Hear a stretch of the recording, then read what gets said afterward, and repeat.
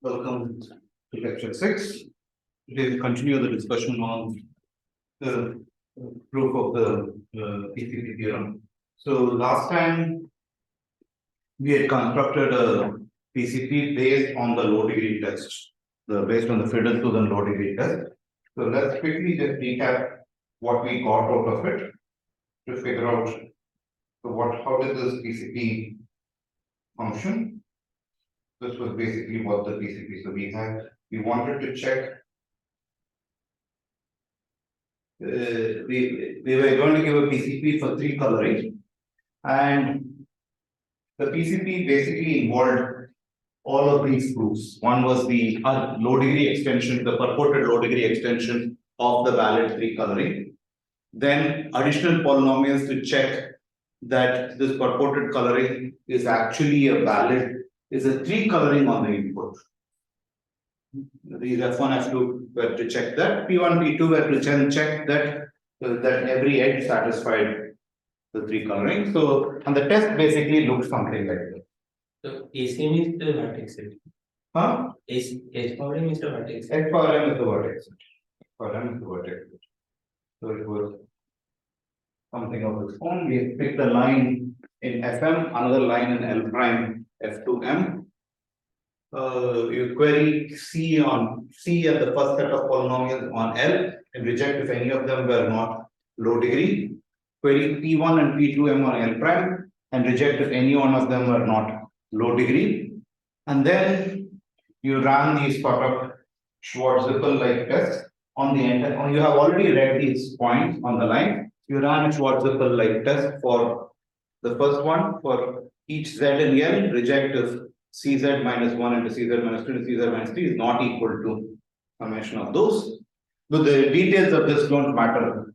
Just that this is the test. What we will see, what we'll start off today is basically set the parameters, find out how much is the randomness, query complexity of this particular test. Fair enough? Okay, this is just to recap the test. Let's go back to today's this one. So recap. So this result is from the Arda Chapter paper. This result is from this construction. No, I don't think it's there anywhere. So it sort of might be there in my thesis. In the thesis, I think I do it from reset, but more or less it's the same construction. Yeah. Exactly the construction. Last time.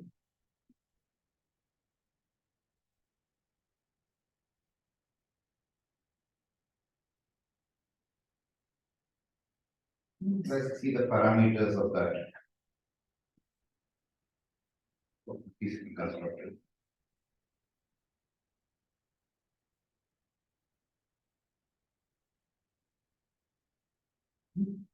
So what all do we have? So what's the information that we have? We have firstly that S power n should be roughly n. It should be equal to n. That's the setting we are in. S power n is n.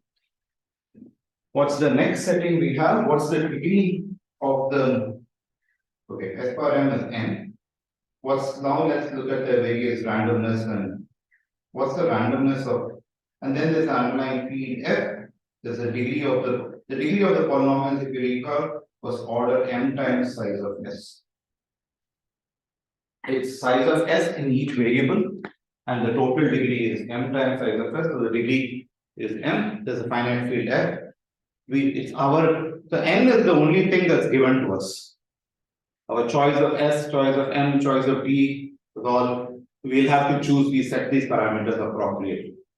M is not given. S power M is given. N is given to us. N is given to us. N is given. That's the only parameter that's the only fixed parameter. The rest is all have to be chosen subject to certain constraints being satisfied. So let's see what are the constraints. First, let's write down the various parameters of interest. There's randomness, there's proof length, there's query complexity,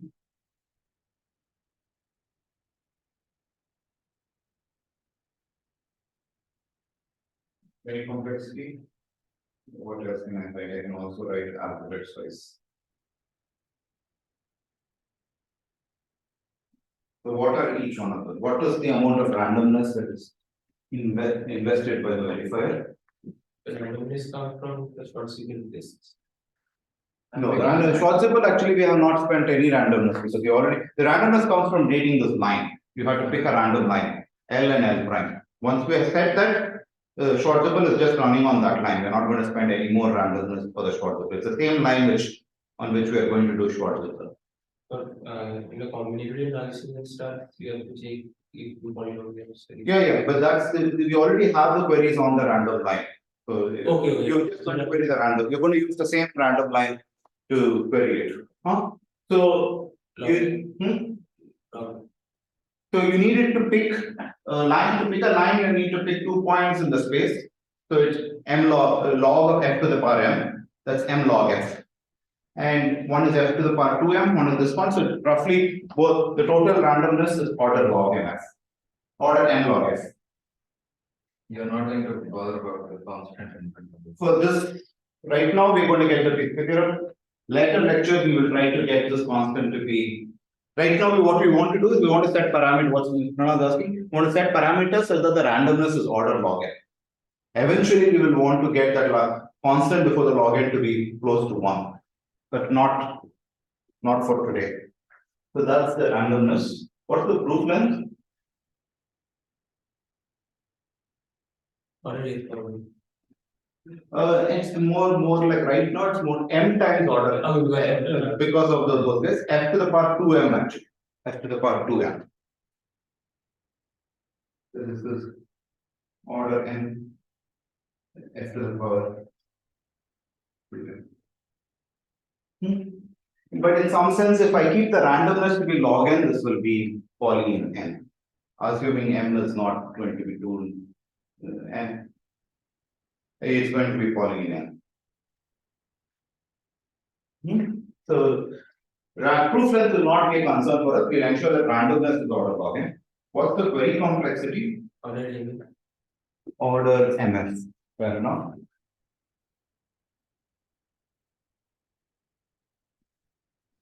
And the alphabet size is 5,000.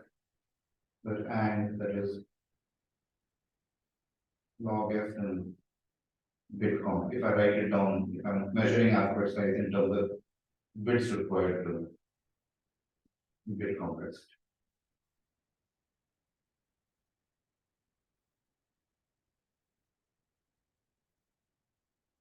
Okay. So that's the setting of parameters we have. Now the question is what is the alphabet? Each time you read something, how large is the object? Because originally when we stated PCP, we stated technically we stated in the language of bits. Here I am allowing large alphabet. The Hadamard based PCP was also in bits, but this is not in bits. This will be, you'll see this will become an issue to eventually when we do the PCP. So instead you could say the query complexity is already in log n. I could just say f log n. I don't want to say that. You will see why I don't want to say that at this point of time.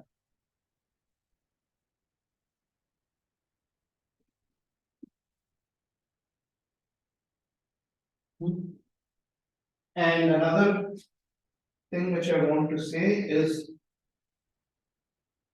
this is a parameter which we never talked about, but will soon become useful for us, is what we call the decision complexity or the predicate complexity. So this is the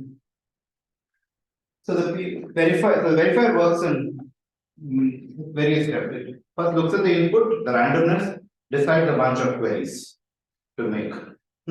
Then it goes ahead and decides some queries and then decide what the predicate it's going to do on these queries before it responds. It decides both of these before reading, then reads the queries and then runs what it has read in that local window on this predicate and accepts and rejects. Question which I want to ask, which will become soon important very soon, is what's the size of this predicate? The predicate input of the predicate is of course the order m log mf field elements. But what's the size of this predicate? So for checking whether the polynomial is stability in that leaking bubble. You have to do an interpolation to check that. Then you have to check the Schwarzschild conditions you have to check. I want to claim all of this is poly in the query length. That's all I want to make. No, in fact, it's not just poly. Given governor state of algorithm, it's nearly linear in the query. I think, but for today's this one, it's sufficient if it is a polynomial in the query complex.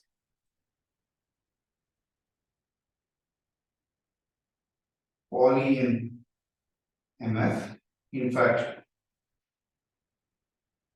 it is 4 tilde EMF because you can do interpolation and all of those in nearly linear terms. No, you need an efficient checkout for each one of those. You just need to do interpolation. No? You have D plus 1 for do the Lagrangian interpolation efficiently and then just evaluate it. Or basically, you need to do an FFT sort of a thing over there. Interpolation is like under DQ. If you do it in the usual way, you can do things much faster. You can do it in the logs. Yeah. Okay, so that's the setting of parameters. That's the parameters world which we are residing in. Now we need to choose. Basically, we need to decide on what is S, what is Q, what is M. By the way, there is also right now it seems as if S and the rest are unrelated. But S and the rest are related because it's basically going to come with the Schwarzschild sort of the soundness error.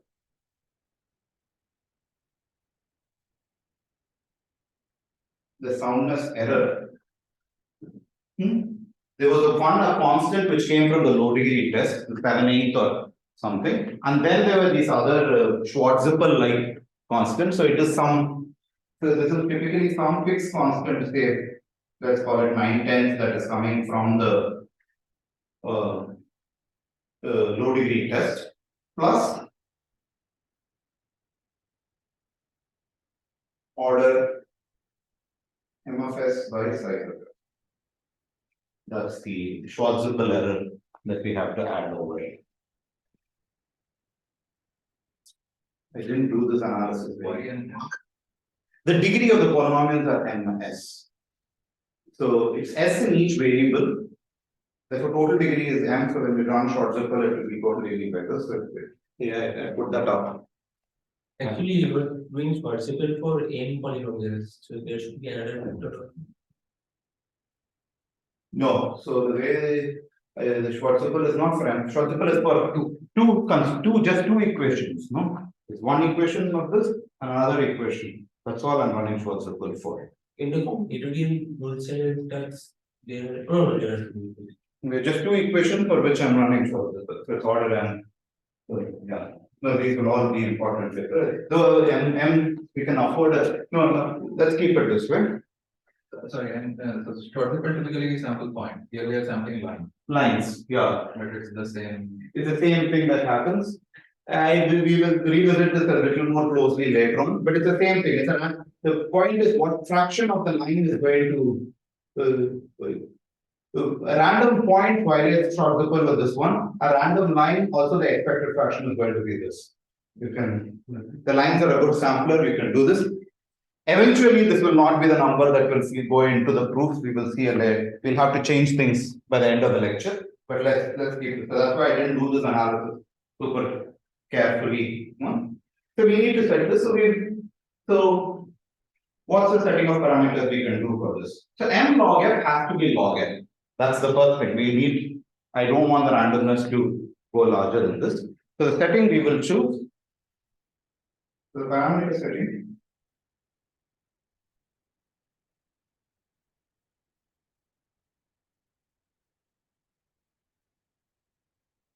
We'll choose f to be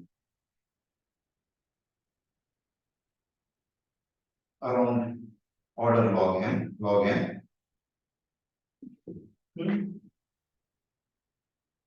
M to be order log n by log n.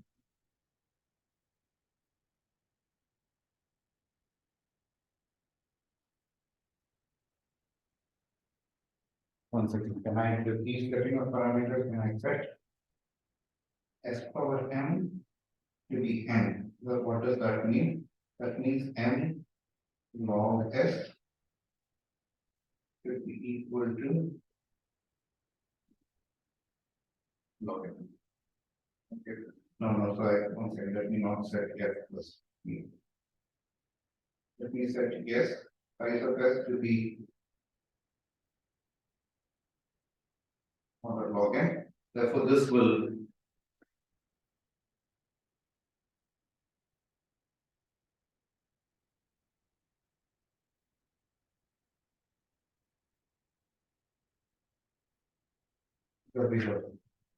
but we managed to set this up. I overshot my budget. We need to set F to be.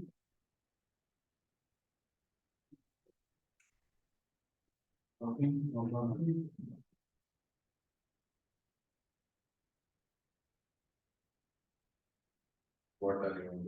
No, so I need to ensure, I also need to ensure that M by M mod S.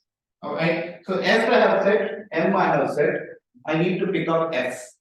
So there is another constant that the size of the field has to be large enough for lifted Richmond codes and regular codes to be bigger.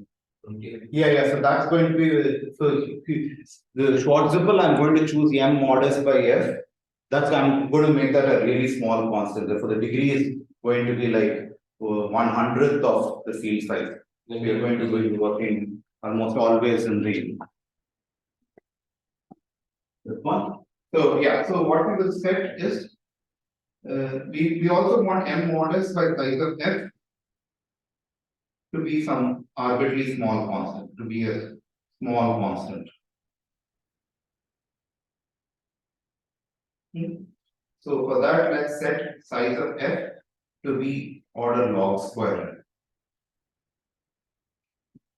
And I think we are now in reasonable shape, everything is. So if these are the parameters I'm going to be setting in, let's go back and look at what this is. This is going to be M is log n by log n, F is logs, F itself is log square n, that's log n, so this will eventually be just order log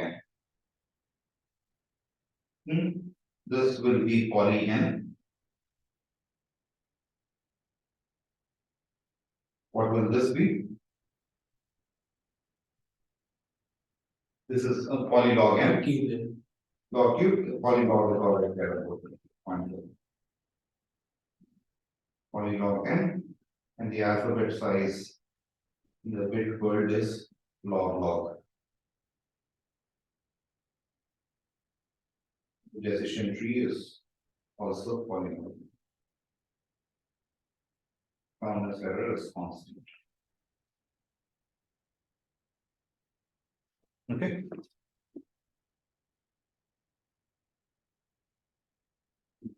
That's almost what we want. So we could have done what Srijata suggested. Look at the query complexity in terms of bits. So that will add an extra log n to the queries. And then you have a PCP. Satisfies almost everything except one feature. The query is not constant. So all I want to say at the end of this, thus we have shown NP is in PCP. Some constant, that constant can be made in say 9/10 order log n poly log n. That's what we have.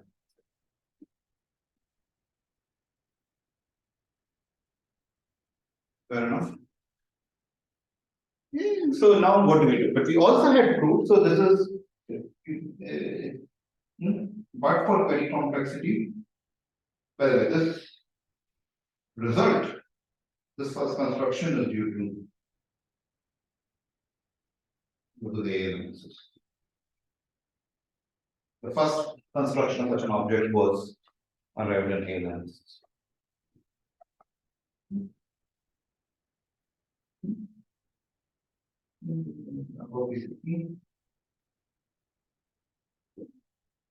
have all design parameters except for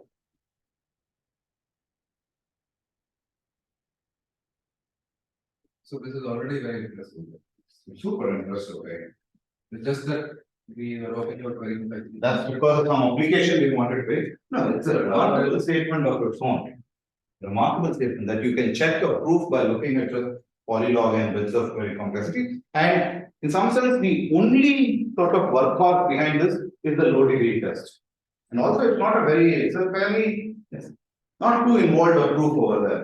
That the entire proof of this goes except for query complex. So given the certificate, the proof can be constructed efficiently. Huh? Given a certificate, If you see the proof of it, this is exactly. in one step, you have to find the polynomial series combinatorial constant instance. But that was actually, that's an easy step, no? So it's actually, it's not a hard step, it is. So I know the polynomial I got. You say, let's do just the bivariate. I want to set q of xy and I need to set q of xy restricted to s square. I need it to be 0. You just first write, divide q of xy by, so zx is the polynomial, z of g of z is the polynomial x minus s, s and s. Z minus s.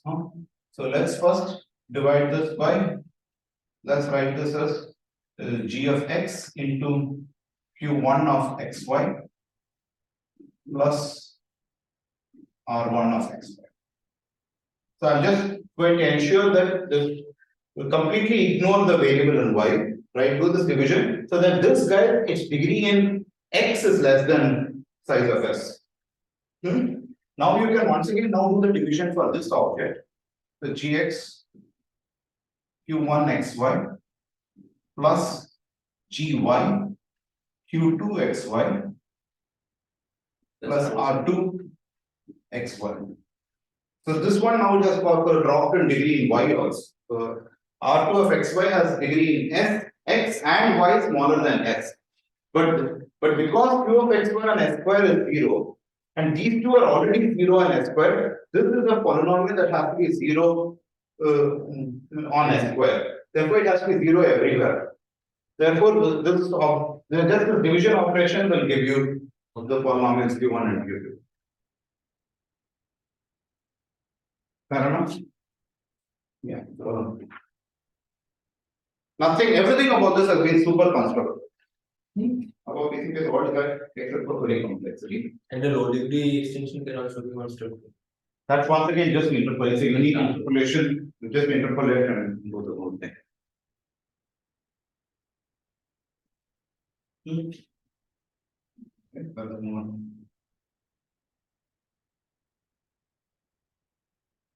The PCP can be constructed in polytime.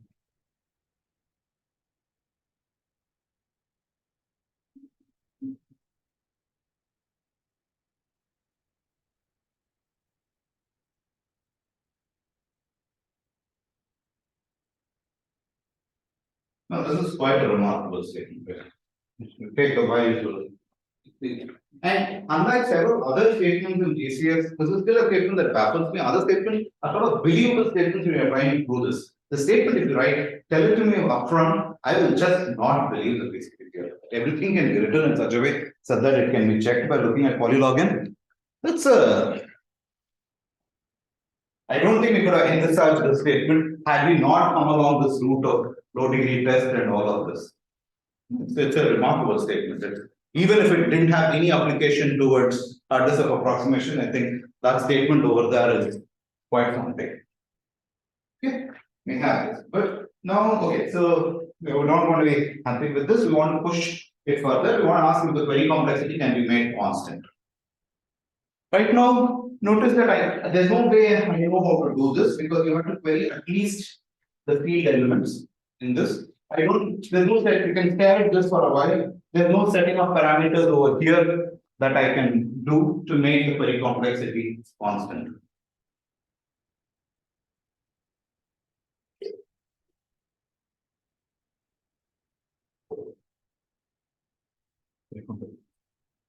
But we had recall, but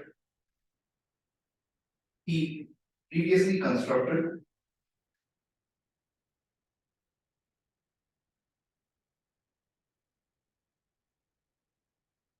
a Hadamard based PCP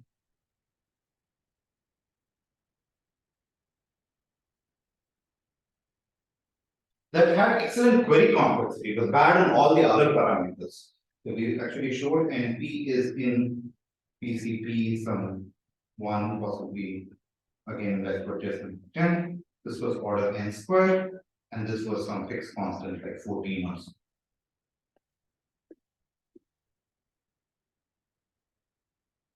So we poly instead of a square, right? Because that will depend on a particular exact exponent will depend on. So when I say that it will be for n, is the exact constant will depend on which NP complete problem. which NP complete problem, this will be this one. So what I'm creating over here is more sad, doesn't. Yeah. So ideally it will just be, it will be of order of poly Tn, T square n if the problem is n time Tn is sitting in order of T square n. This is what we have.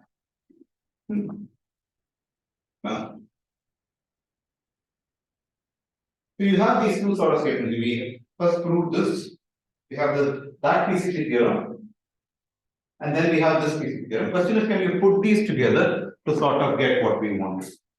And this sort of phenomenon is already there in coding theory. That you construct codes over a large alphabet, then get it down to small short alphabet. And Arora and Safra, the precursor to the LMSS paper, this is precisely what they did. They introduced the notion of proof composition, PCP composition, basically to combine these two objects to get. By the way, at the time of Arora Safra, they did not yet have that. This one, it was a weaker statement, but they thought of doing composition for that. So what we'll do in the remaining sort of 45 minutes of this lecture or so is try to understand how to do composition. Is it as easy as this? Just take this PCP, and you put them together to get the other PCP. So let's yeah, I know that. Let's change.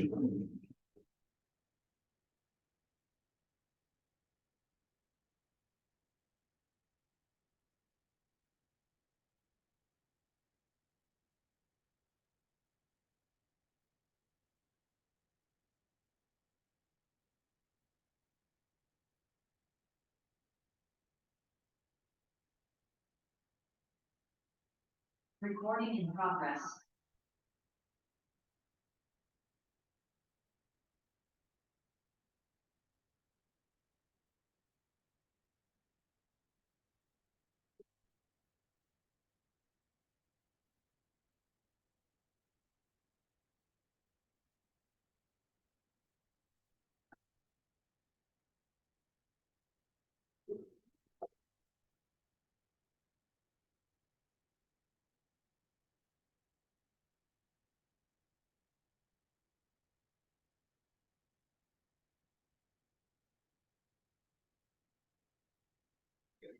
So what we'll see is how to get this done. Let's look at some old. Let's see some tacky animation from 20 years ago. So what's this is a quick recap of what's going on. The PCP theorem is basically stating that every proof can be written this way, which can be checked. This we have this completeness and soundness, and the PCP. Eventually, what we want to construct is the PCP theorem with number of randomness being log n, query speed constant, proof size be polynomial. One more thing which I have to say is when I say the queries is constant, I want the alphabet size also to be constant, or rather, queries is constant when you view it as bits. So for now, though we constructed PCPs over a larger alphabet, for the rest of the first part of lecture, let's go back to assuming things were all over bits. All over bits. And so we are going to define a new notion of composition theorem. So I have this. So that's the PCP which we have. We have a PCP for this object. And that's the soundness and completeness. And that's just recall it definition of PCP. Why do I want to know, why do I need this composition? And it's basically for the same reason we are stuck with. We don't know how to get directly build PCPs with constant query complexity and size poly n. That is, we know how to get one of the two, but not both of them together. It'd be great if we could do it in one shot. Huh? So this is the AS LMS, this is the type of key verifier that we just constructed. We constructed such an object. And what Aurora software discovered and then was also used in ALMSs was the fact that you could magically compose this PCP with itself. And that's what we're going to try. What do you mean by magically? To go from size poly n, the size will remain the same. The query will drop us, it will become polylog n or polylog n, which becomes polylog log. That's what they managed to do this. So let's try to understand how they actually do this. We just Yeah. The polycube experiment is actually came after this, right? Yeah. So right, this is the given. So this is not the way this construction. They used a different low degree test to do this. They used the ALMS's low degree test, which has a weaker analysis and so. So we are right now doing the proof of the PCP theorem, which I don't think has been written anywhere. You're using the best ingredients for all of them together. Yeah.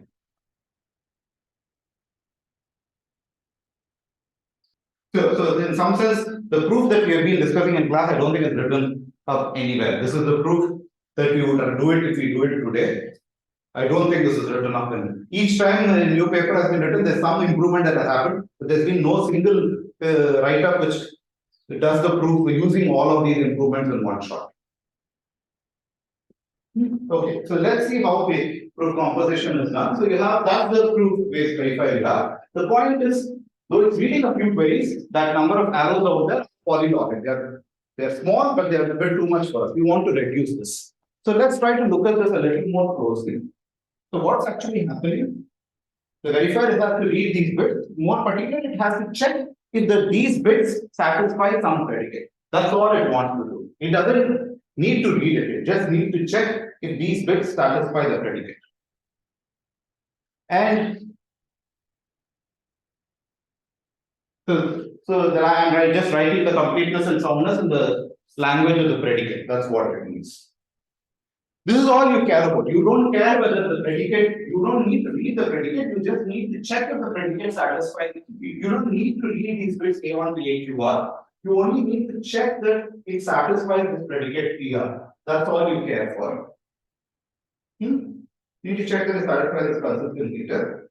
And what I've been trying to say, use the PCP verifier to check this. Now, instead of reading A1 to AQR, I just want to distinguish whether A1 to AQR satisfies is an accepting input for the predicate DR or a rejecting input. This is what you will do. And we'll use the PCP verifier to check it. And this was the main idea of Aurora software. So let's see if we can actually get this through. So what am I going to do? So I'm going to come up with a language whose inputs are exactly the accepting strings for this predicate. Okay. Yeah, sorry, I was just checking something. So I guess now it matters that if query complexity was the randomness was order log n and not log square. Why does it matter? You're going to try all possible choices, like you're going to have a proof for all possible choices of them. Yeah, I'm going to eventually. So right, yeah, eventually I will be doing that. I will need it for order login, but the order login is needed for other reasons also. I want this to, if I want to view this as a reduction in the usual, not as a proof checking, there that randomness is exactly the exponent in the randomness is exactly the running time of the reduction.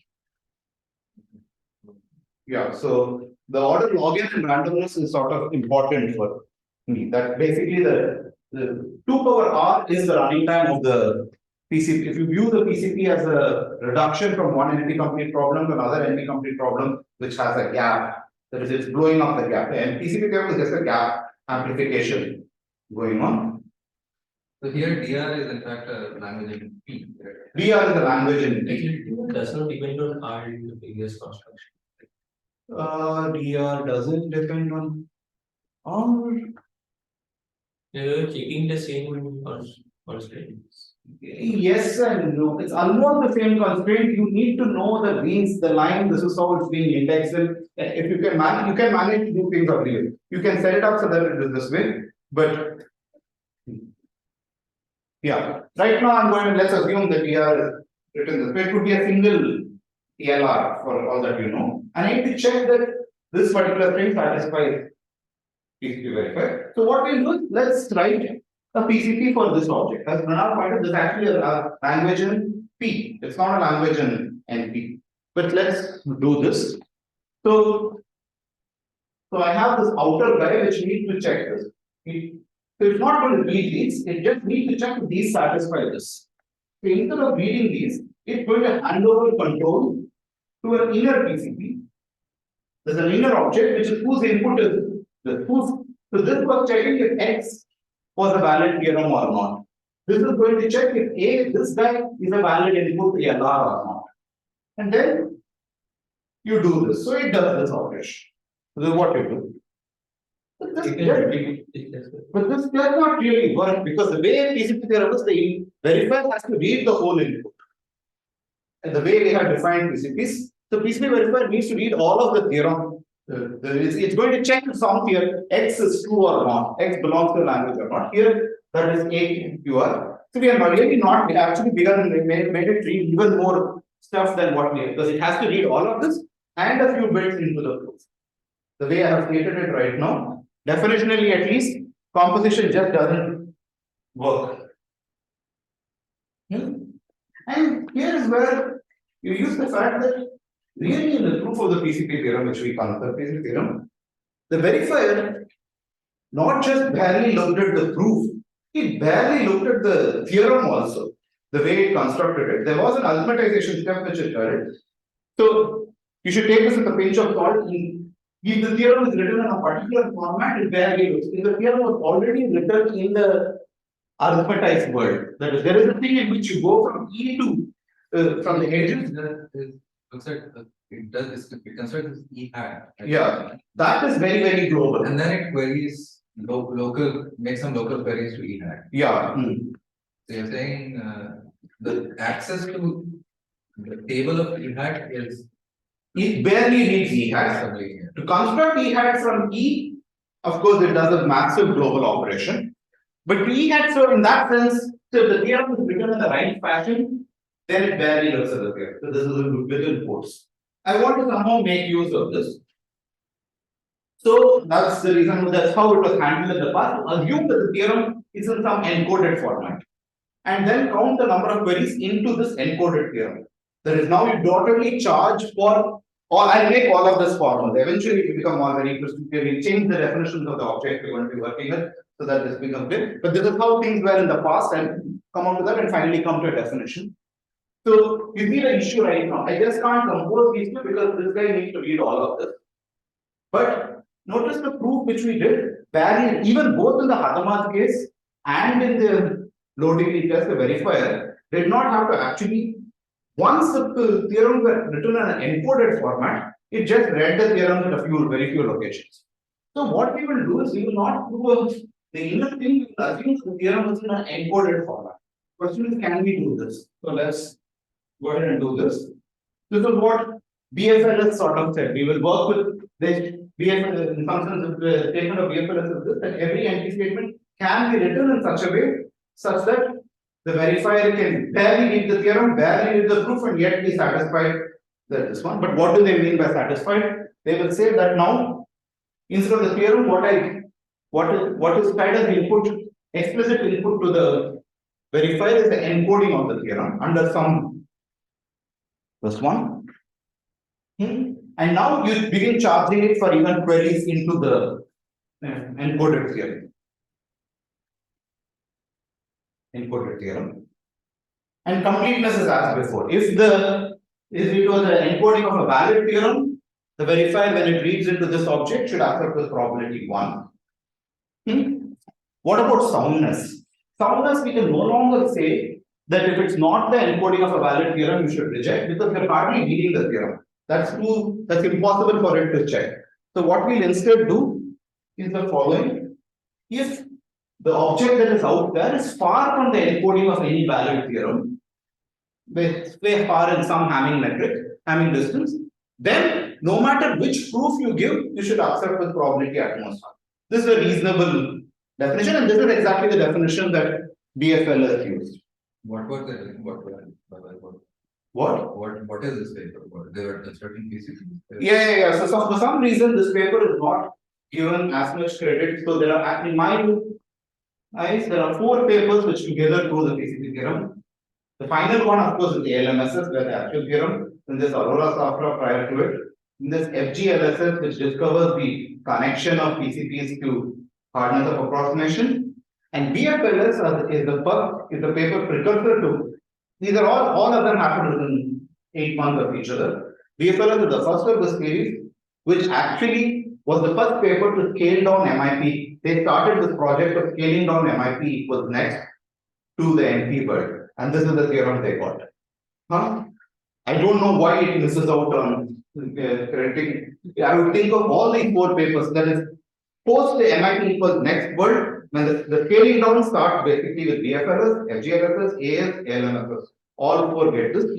So this basically you should get it to credit, but the point of the paper is not greatly written. Paper is the end here is 11, so it's extremely succinctly written as it's both.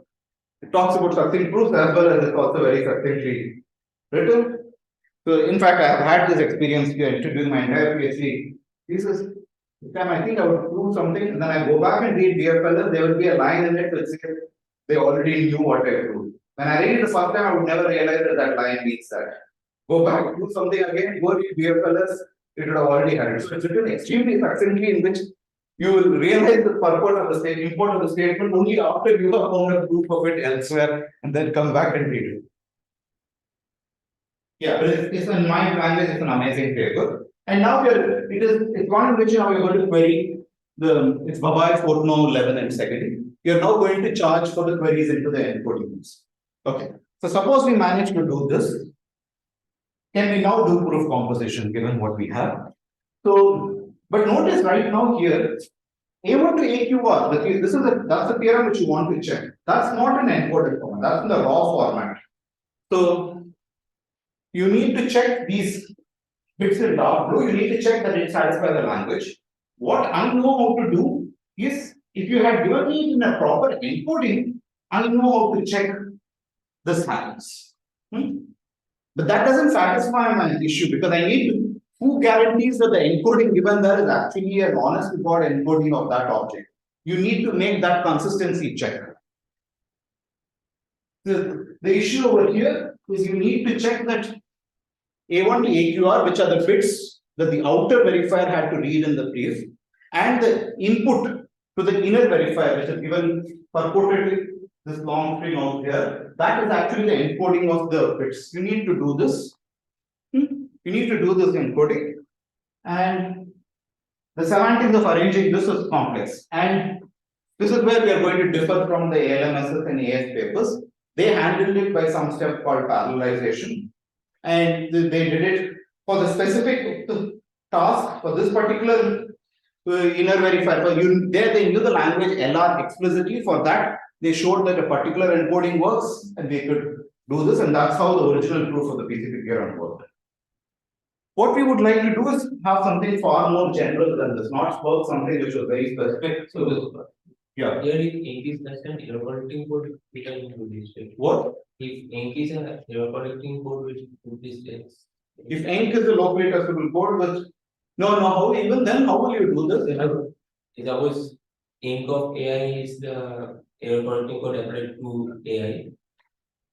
Then how do I ensure that A1 to AQR and the encoding of this is actually the encoding of that, but checking it only at so suppose it was the encoding of something else, then we sample a random index and check if they match. Yeah. If they are unequal, then you declare they are different. And since the distance is full, how do you know the encoding of random index? How do you? No, so you know A1 to AQR. You don't know A1 to AQR. That's what you don't need A1 to AQR. If I had A1 to AQR, then it's of course it will query the encoding. I don't have the time to read even the AUR in my, because if I could read that, that's the whole point. I want the verifier not to be able, not to read all of A1 to AUR. Right now, I don't know how to do this. They do it, it was in the original proof of PCP theorem. This is done for the specific task for the, it's a specific verifier, a language LR they had, they knew how to do this. What we will try to see, we will try to see how to get it in a far more general fashion. So what we'll do is we'll remove the restriction that the theorem is encoded. Can we now do it without this encoding process? So this is what I'm going to ask. Can we? So basically what I'm going to ask is not going to write the theorem in its encoded format, but write the theorem in its raw format and still ask this statement.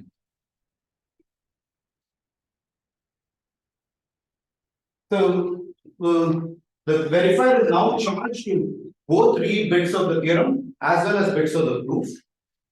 And if the theorem is in fact correct, there must exist one such proof that convinces the verifier that this is true. By the way, this is not the PCP we have constructed. We didn't construct such a PCP, but suppose we had such an object. This is for the inner object I'm talking about. Suppose we had this, and furthermore, the soundness that we can expect is only this one. That if X is not in L, then what we should be able to, that's the soundness we would want to, but this is too much to ask for. So what we'll instead ask is if delta XL is that plus minus should be delta. I was no way able to go into this latex from these slides from before. So you want that's the property you want. If X is far from the language, then you want, no matter which proof you give, you want to be able to reject with reasonable probability. So we haven't constructed such an object, but suppose we had such an object for the smaller inner language. So we didn't construct this PCP in the sense that the query to X is large. Query to X was large. It read all of X. It didn't query X. The other guarantees are fine. The other guarantees are fine. And so that's why we're going to call this a PCP of proximity. This is not a PCP. A PCP is checking if a theorem is true or not. It's a proof, this one. This is checking if X is a theorem or is it in the proximity of a theorem. So it's a proof of proximity. It's not a proof in the usual sense. So that's why I'm going to call this new object a PCP of proximity. It doesn't distinguish between X's which are in the language and which are not in the language. It distinguishes between X's in the language and far from the language. So it's more a proof of proximity rather than a proof. So this is a new object we'll be talking about. We haven't constructed such an object. What we have shown is if the theorem was in the encoded form, if the LR was an encoded theorem, then we have such an object. Fair enough? Okay, so suppose the inner language LR had a PCP of proximity. Magically, it had a PCP of proximity. Now let's ask, can we do the composition? This whole checking of encoding between the outer and the inner disappears. At least syntactically, now everything should.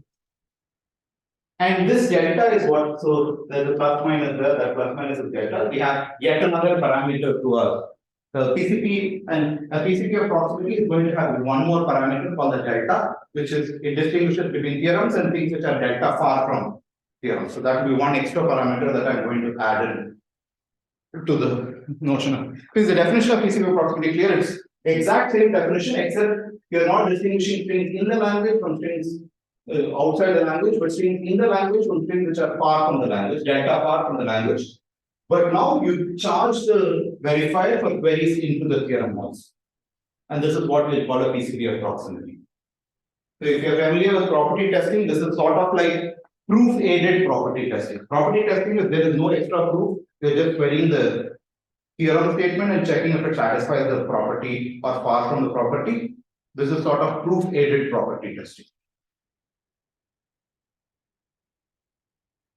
Okay.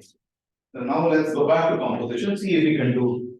So here, the original question still remains. I will check that it is the encoding of. So right now, I'm going to assume that for the language LR, it's I have a PCP of proximity, not for the encoding of LR. I'm assuming this. I don't know how to get this, but suppose we get. Even if you have a PCP of proximity for LR, Yeah. the issue still remains that how do you check the encoding of A1 to A keyword is consistent with. There is no encoding.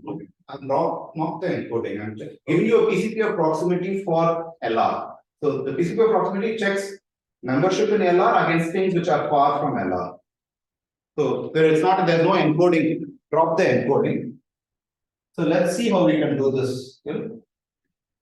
So we want to, so once again, this is the outer guide which read a bit too many queries than what we had wanted to. So we construct the inner language. And now because suppose we have a PCP of proximity for the inner language, not just a PCP. Then we can actually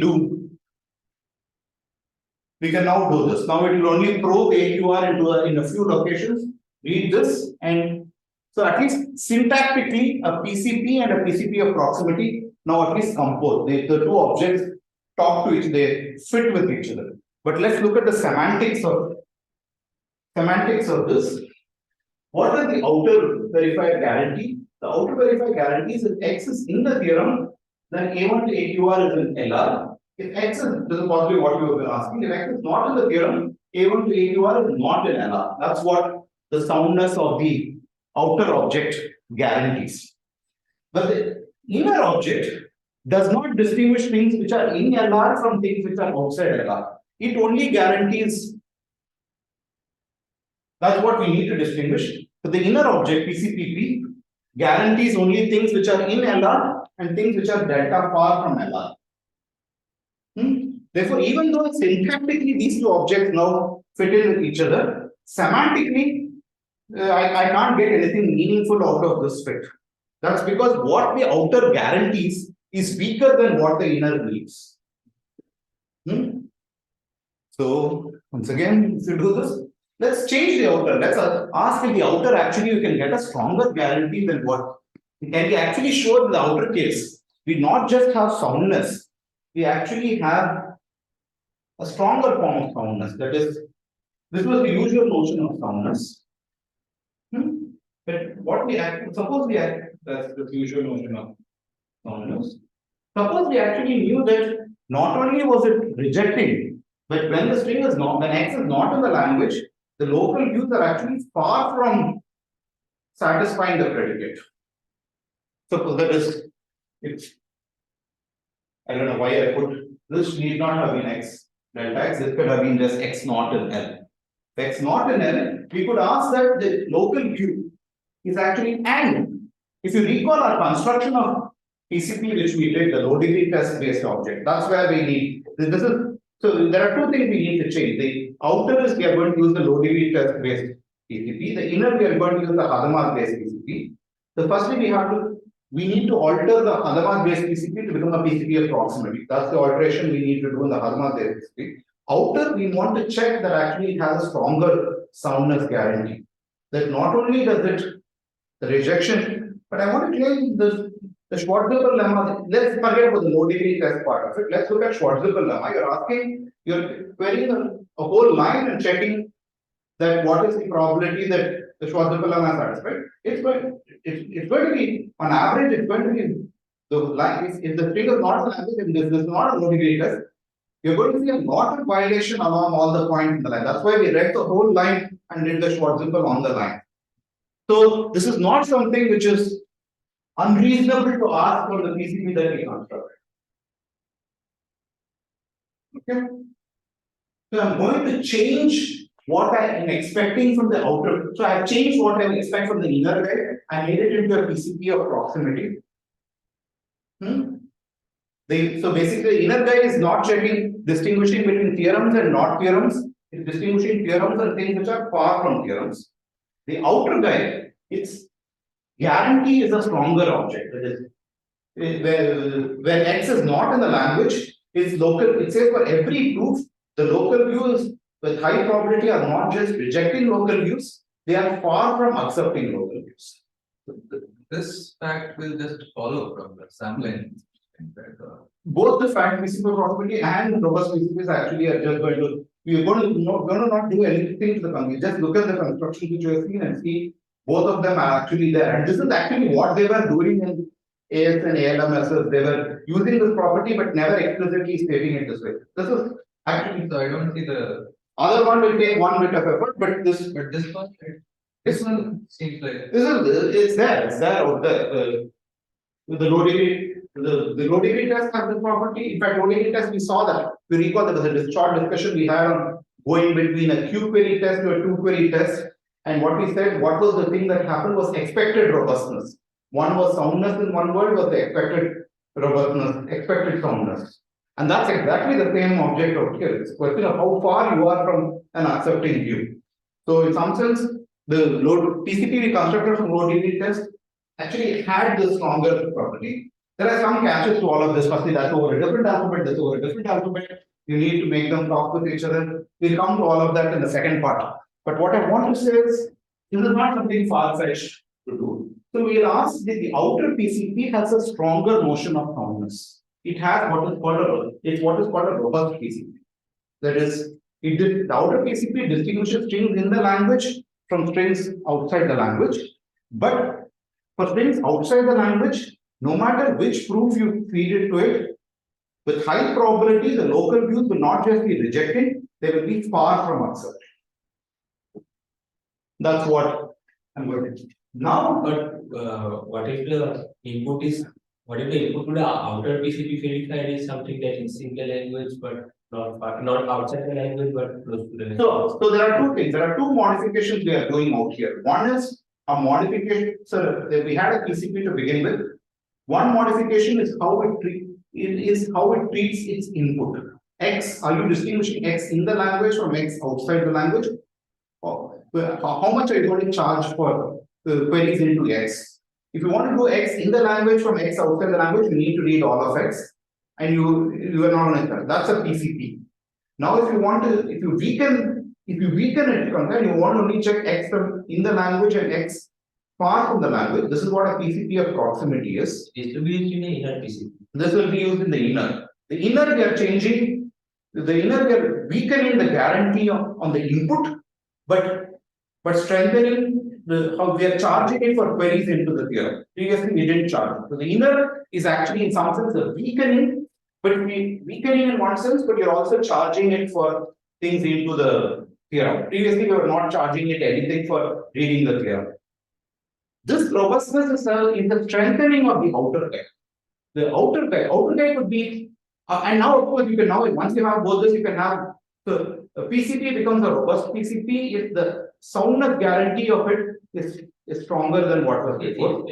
And PCP of proximity is a PCP becomes a PCP of proximity if the input, the way it accesses the input changes. Of course, you could do both these, and this will be what I will call a robust PCP of proximity. Here, this robust soundness condition is for the outer PCP verified. Yes. So now, what if the input to the outer PCP verified is something that is outside the language but close to the language? The first condition is not satisfied. Yeah. So this one is a robust PCP of proximity. If it had been just a robust PCP, then this would have been just X belongs to here, X not in here. You get this. In fact, the PCP which we constructed, if you stare in the PCP which we constructed last lecture, was a robust PCP. Yes.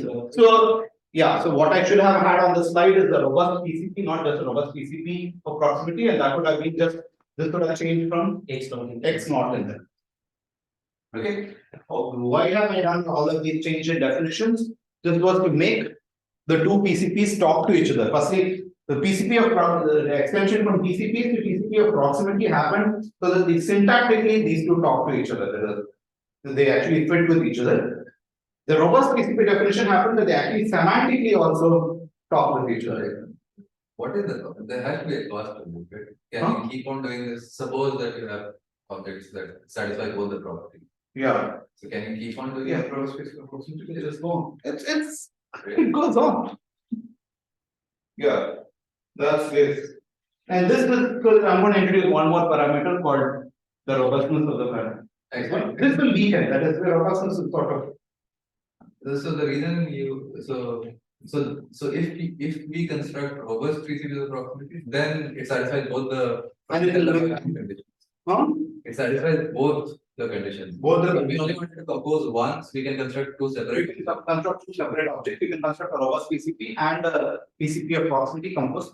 The reason I put this up was we will need robust PCP of proximity because of the fact that you'll see it shortly in the second part. You'll realize that robust PCP. So what we have shown so far, let's finish one. So let's look at composition again. So this is coming back to what Mrinal had asked upon. This is an outer object. I'm talking about composition of robust PCPs of proximity with, actually think of this, you should possibly think of this as the outer as just a PCP. It only queries, it reads X completely. You don't want to read all of this. So for every choice of the inner randomness, so take a particular inner randomness, you have an inner verifier for it, and you run that. And this you would be doing it for every choice of the outer randomness. You will have a separate inner proof and then this one. So the combine, so that's going to be the entire proof now. So the composition is going to be V out plus V in.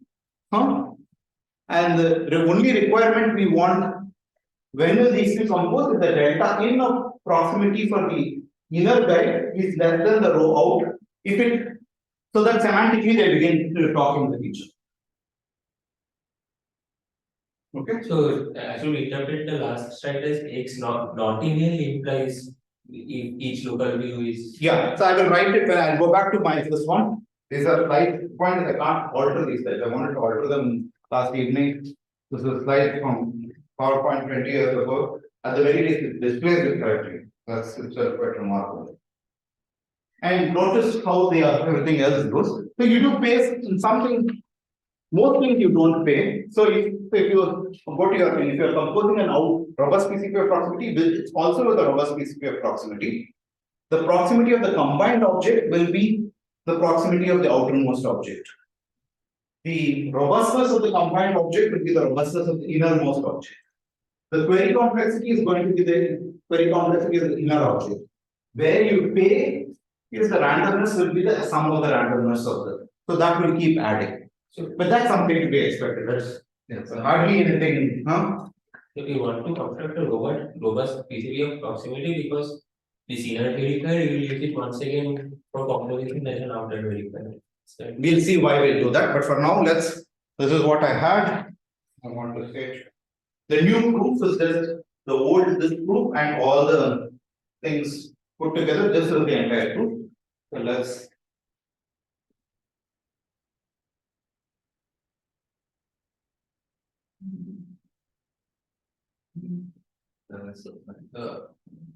Yeah.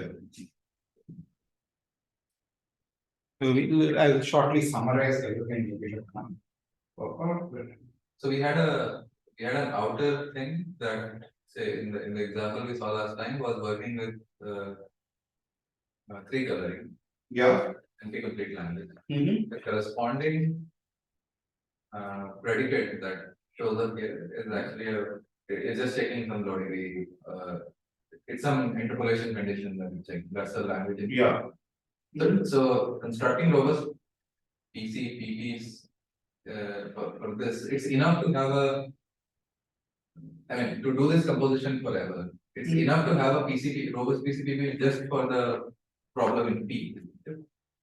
First, I'll state exactly what we have right now. So let's then we conclude this part of lecture. So summarizing, I'll state the composition theorem in all its gory detail. So we're going to have 2 objects. Summarizing.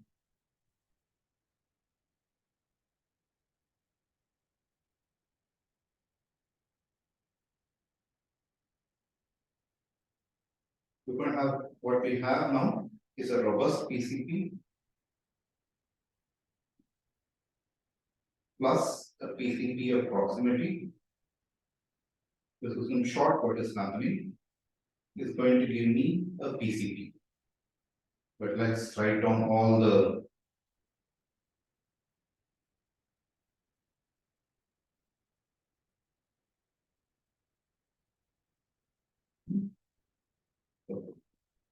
assume the following numbers. The following numbers.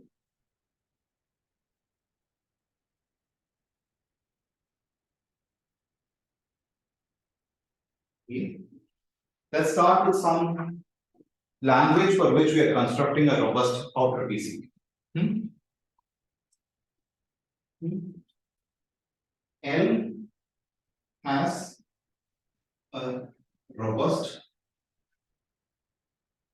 PCP verifier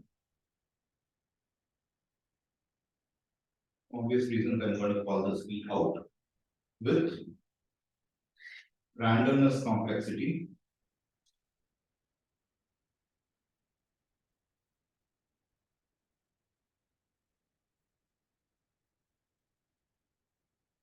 R out of n, query complexity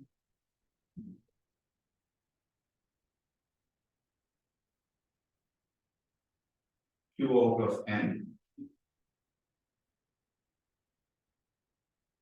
decision complexity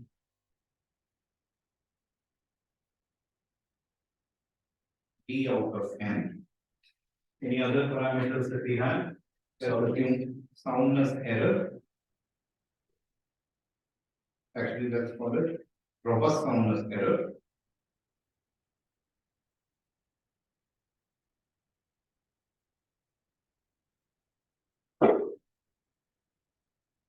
Decision complexity is the predicate. Is the size of the predicate.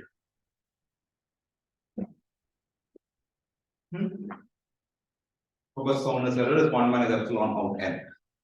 But if the thing passes with greater than 1 minus epsilon out n, then that's the soundness error. And I need one more, the robustness parameter.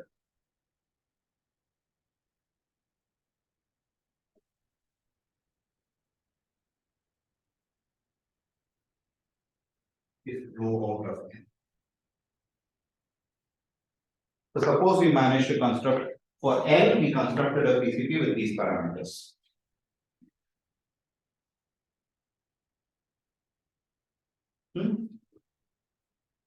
Now we need to compose it with the inner guy. So inner guy. Question is, this is comes to Mrinal's question, for which language? Previously we wrote inner guy for some SAT. Right now I just need to check the language which I need to check is accepting things of D of this predicate and far from accepting things of this predicate. So all that I need is the problem circuit val, not circuit stat. Circuit stat is taking satisfiability. Circuit val, which is given an input, is it a valid given a circuit which is given explicitly and an input? I'm checking if this input is a valid input to this circuit. I need a PCP of proximity just for this problem. It's a problem in P, as we noticed. So circuit val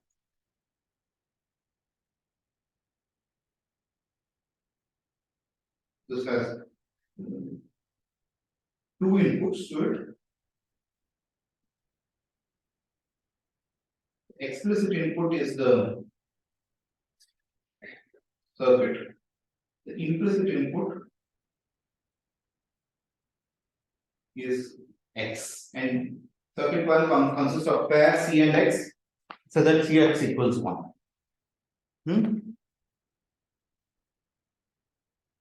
Suppose this has a PCP of proximity.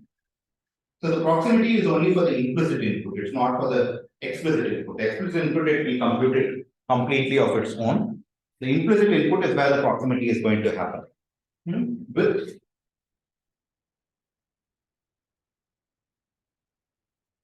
randomness complexity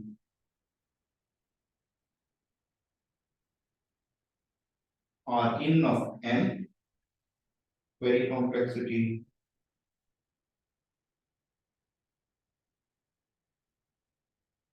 Q in of n,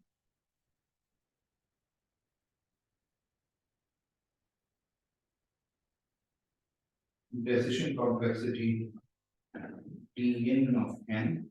Notice n is the input, n is I'm referring to the input size for this problem, it's not the original input.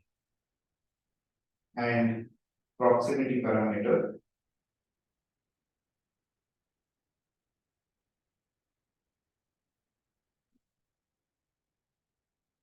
delta in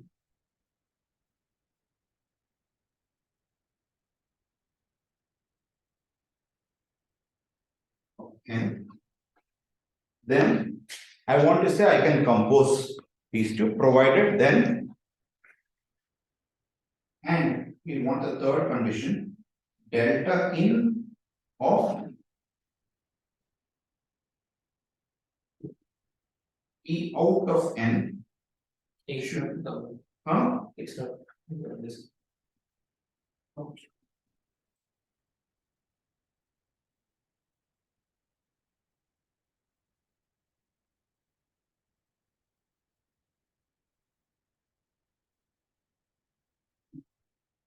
I don't know why I.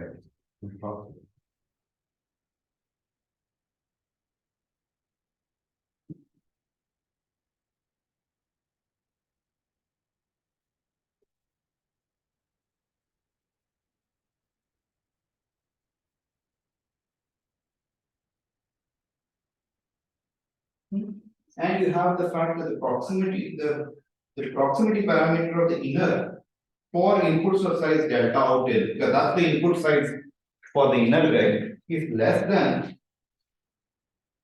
Delta. rho out of N. If this happens, typically both of these will be constants, but they could also be functions of N, taking it into all its correlated. Then I can compose these objects both syntactically and semantically. Then L has a PCP with randomness complexity R out of N plus R in of U of N. D out of N. Query complexity, Shouldn't it depend just on the query complexity? huh? Since it should depend on the query complexity, not on the. No, it's the size of the circuit, the predicate that it's going to, that's there. Query complexity. Query complexity will be Q in of D out N. And okay, I got to put soundness error here. Soundness error. Here is say 1 minus epsilon in N. So what will the soundness error be here? What does soundness error mean? This is the probability of accepting something incorrect, or This is the probability, yeah, that's exactly, accepting something incorrect. 1 minus epsilon in N minus epsilon in D out N. So otherwise, you will do it. You want both the outer to do things correctly. That happens to probably epsilon n in out, epsilon out n, and then you want the inner gate to also be correct. So it does things correctly with the probability of the two epsilons. Therefore, its error will be 1 minus this. So all I'm claiming is the soundness error. This should be just 1 minus epsilon out of n times epsilon in of d out of n. So the outer guy, the epsilon out in is the probability that it does things correctly. The outer guy should do it correctly, and then the inner guy should also do it correctly. Is that okay? So that's the composition. And then furthermore,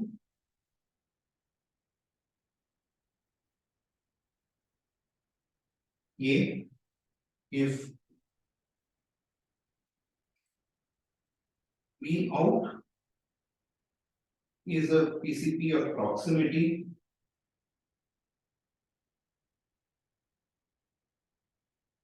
with parameter delta out in, delta out n, so is then L has a PCP of proximity verifier B in post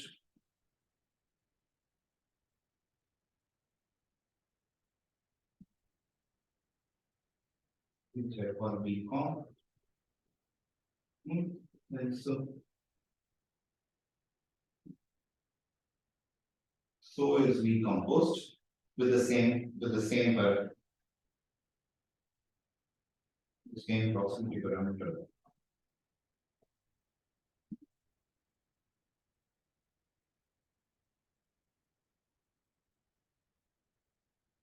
V if V in has robust soundness.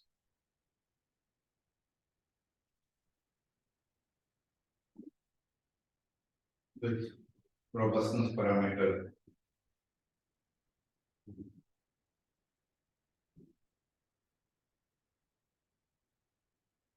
rho in of n, then so does V composed with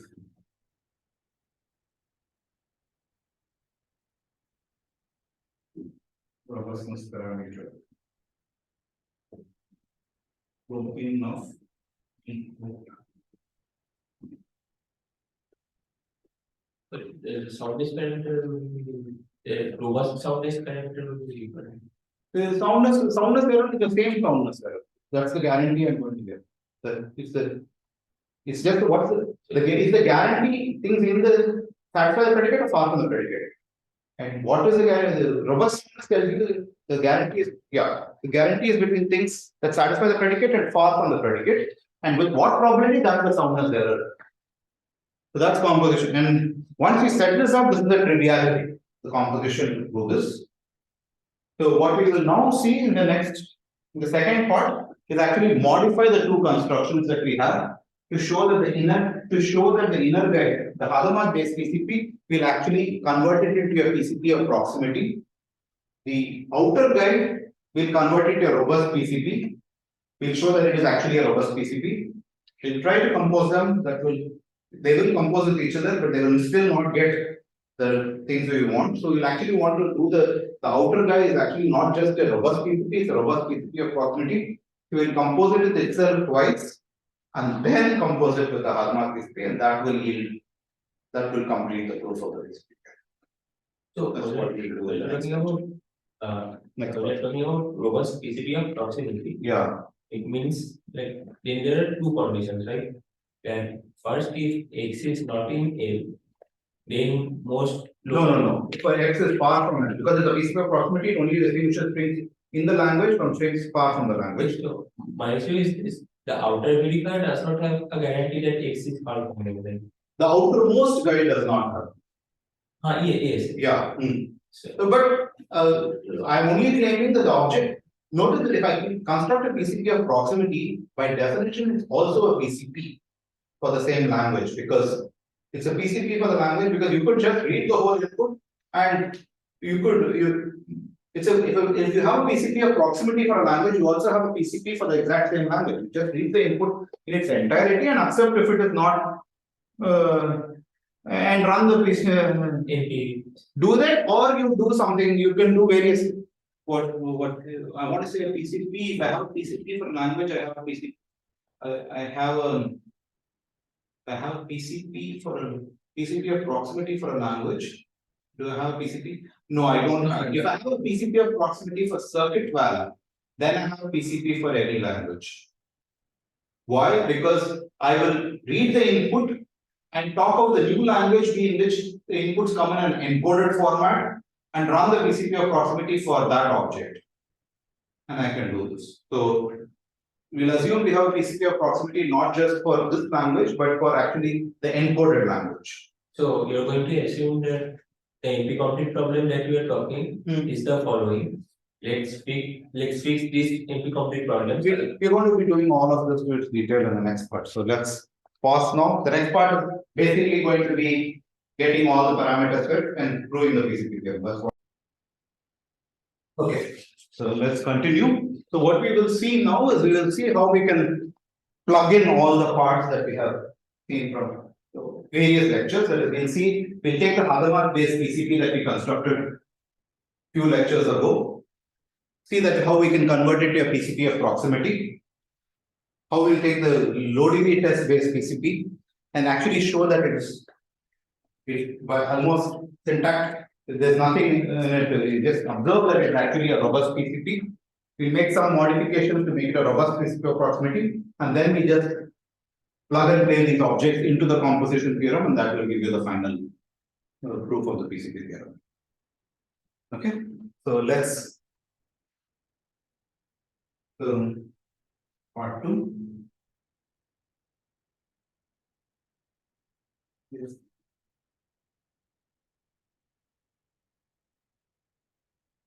proof of the PCP theorem.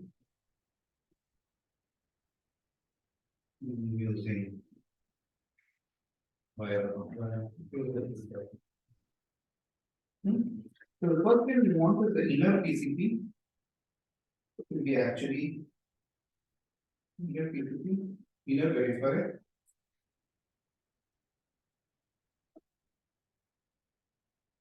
Needs to be a PCP of proximity.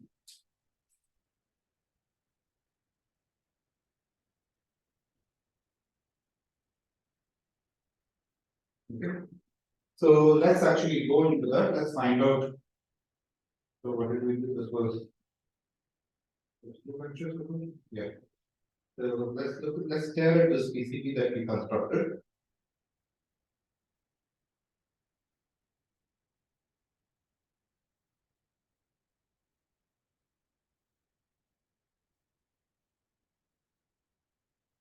Yeah, so I'm just recalling the construction of the. So we have given an input circuit C and we want to check that there exists a Z, so that CZ was 1. I'm just quickly go over the constant query. This one, the proof was going to be, the proof was supposedly, the proof had two parts to it. The first one was the first one purportedly should have been the Hadamard encoding of all the gates of the circuit. The second one was the quadratic encoding of the object. This is what we needed as proof. And the verifier did a couple of things. It first ran a linearity test on this, then ran a quadratic consistency. Linearity test will ensure that the two parts are actually both linear. The quadratic consistency to check that the quadratic part and the linear part are actually consistent with each other. That's the one. And then there was the circuit consistency part. So all of this gave you a PCP. Now I want to show a PCP of proximity. What is it that we need? So the soundness was the soundness guarantee. We wrote the soundness in a slightly this one. We wrote it the following fashion. That is, if FF agreed, we didn't say that circuit satisfied. We said that CZ soundness. The way I wrote it was not the. It was written in a slightly stronger format than what is required for a PCP. PCP, I just need to say if that passes to parameter 1 minus delta, then there exists a Z so that CZ equals 1. But actually, it's not that. What we actually showed is there exists a Z, and furthermore, F is delta close to the LZ, and capital F is delta close to this one. So one, we had the stronger soundness guarantee that we have. So using the stronger soundness guarantee, I want to show that I can actually convert this object into a PCP of proximity.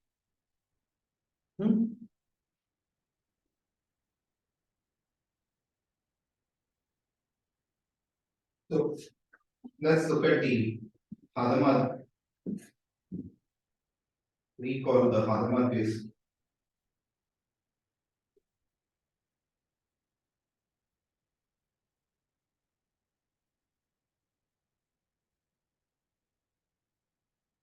PCP construction.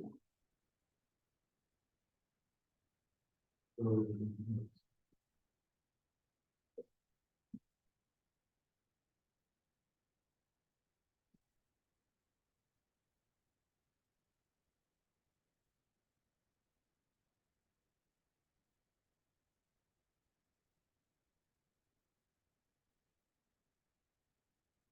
that's what we had. Now, what I want to do, so now we have the same sort of thing. We have the verifier. Previously, it got access.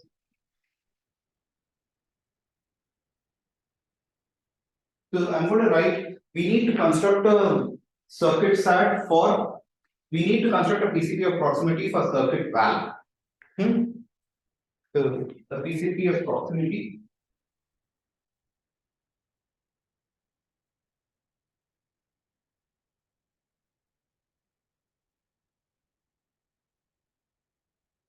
So this time we are not constructing a PCB for NP complete.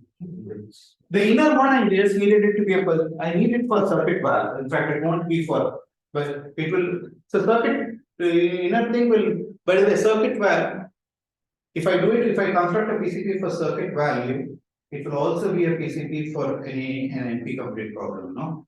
So why was that? 1 second.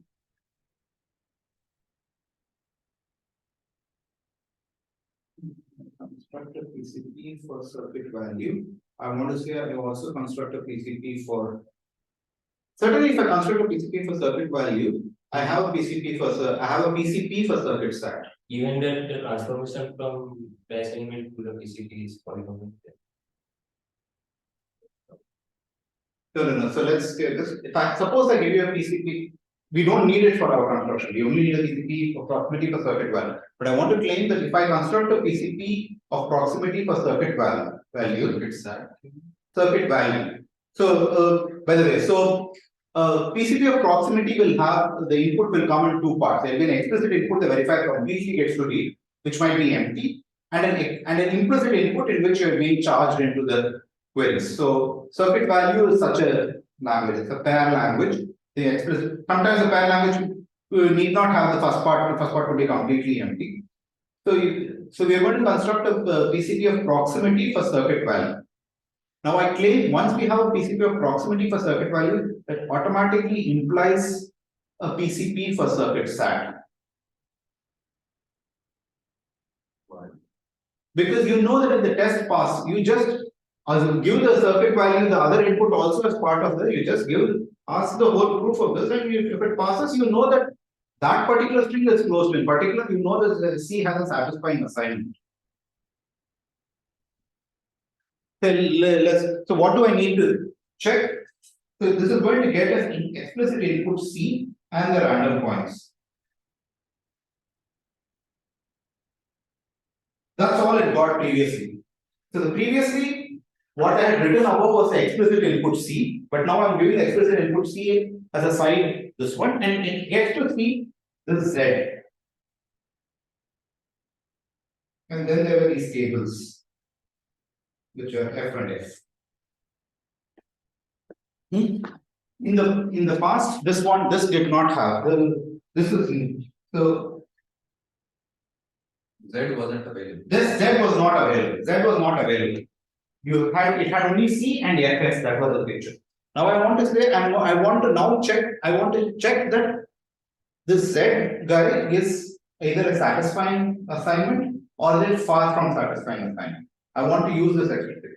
Notice that F inside it is a Hadamard encoding of Z. That's how we constructed it.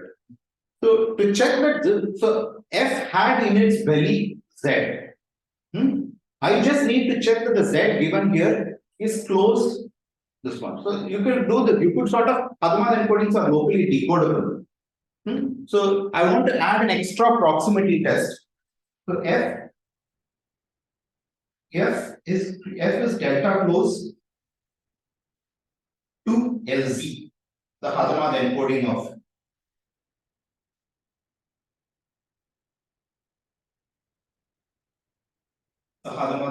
of C. If the test passes with probability greater than 1 minus delta, this is the guarantee that we have. And LZ, and so let's call this W. It's Hadamard close to LZ and Z is a satisfying assignment. So I want to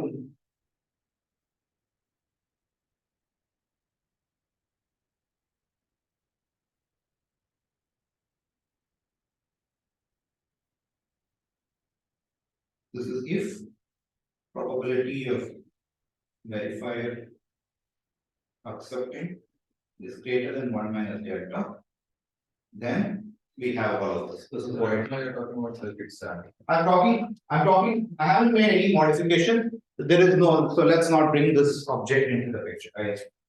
Let's erase this guy. What was W? Let's completely erase this guy off. Right now, that's the verifier we constructed, and that's what we have.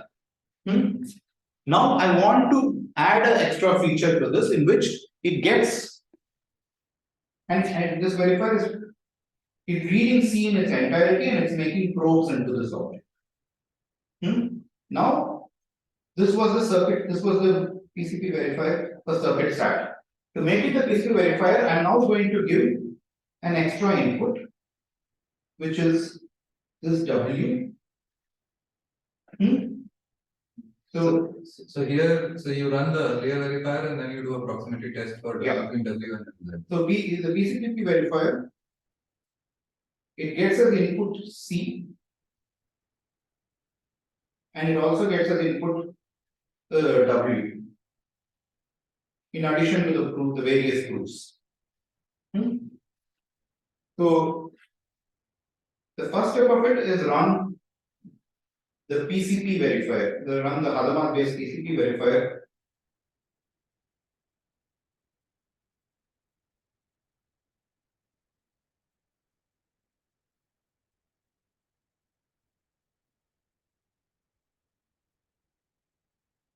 For C, just do that. Now, if it passes with probability more than 1 minus delta, we have the founder's guarantee that we had before. If it did, you are in good shape. I don't care what this one. Okay, so here the circuit C we know globally. Circuit C we know And globally. the input is what here? The input is W. there is implicit inputs. There are multiple things that it has access to pi, which is F and S. So this is what this is pi. And W is the satisfying. And W is an input, and it needs to check if W a satisfying assignment to C or is it far from a satisfying assignment to C. That's what it needs to distinguish. So at this point, we first ignore W completely. We will run the PCP verifier for C, the one we had before. Using small f and capital. Using columns and which is in pi. So we'll access pi, C, and do that as before. At this point of time, the soundness analysis guarantees to me that the small f and capital F are actually delta close to a Z, which is a satisfying this one. What we will now do is that C is actually close to W. So what we'll just add this extra proximity test.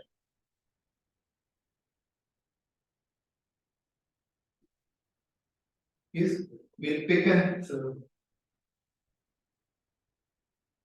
A is taken I at random in the size of W, the length of W, and now just locally decode this from LZ. That is, so now pick X at random from 0, 1 to the n, and accept if Fx plus f of x plus ei minus f of x equals wi. So you're making this one additional query.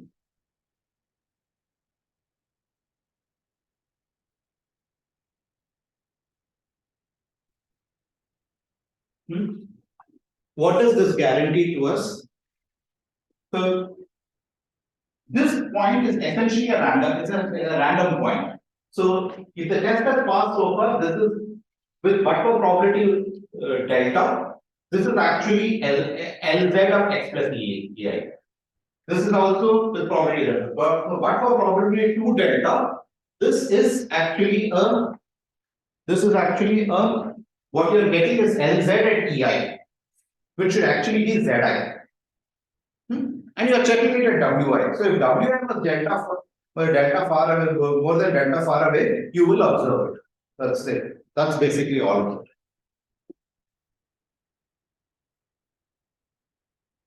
The formula guarantee. This is like this. If delta W from Z was greater than delta, then probability that the PCPP verifier rejects will be at least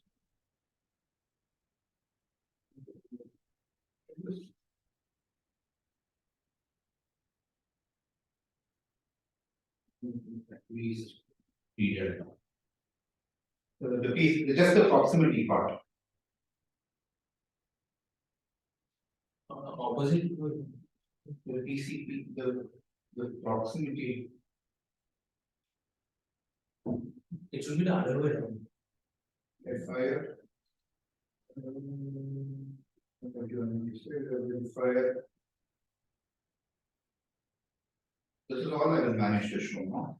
Yeah, it's a other way around. Delta is greater than P delta, then rejection probability is enter. That's what I have said, no? So need be if W and say its weighted Hamming distance is bigger than P delta, then the rejection probability is at least enter. Yeah, sorry. Never mind.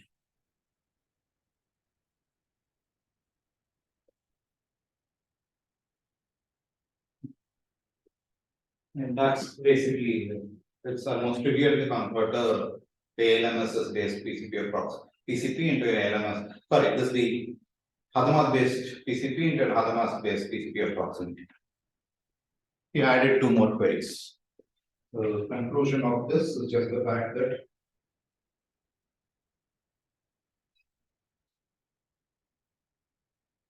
circuit valve has a PCP approximity with say 1/9/10 or whatever.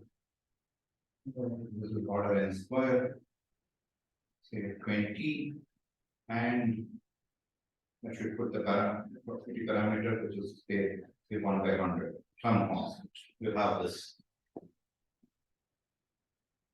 approximity.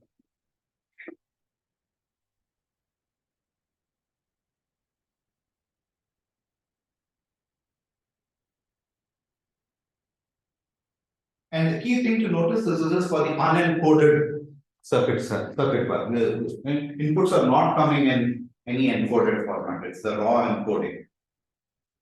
That's one. Now let's go into the low degree test based PCP.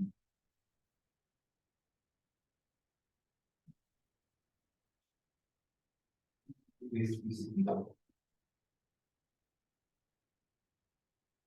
So we saw that this already gave us SAT is then PPP, say 1/9/10, order log n, polylog n. Question we ask, this PCP robust?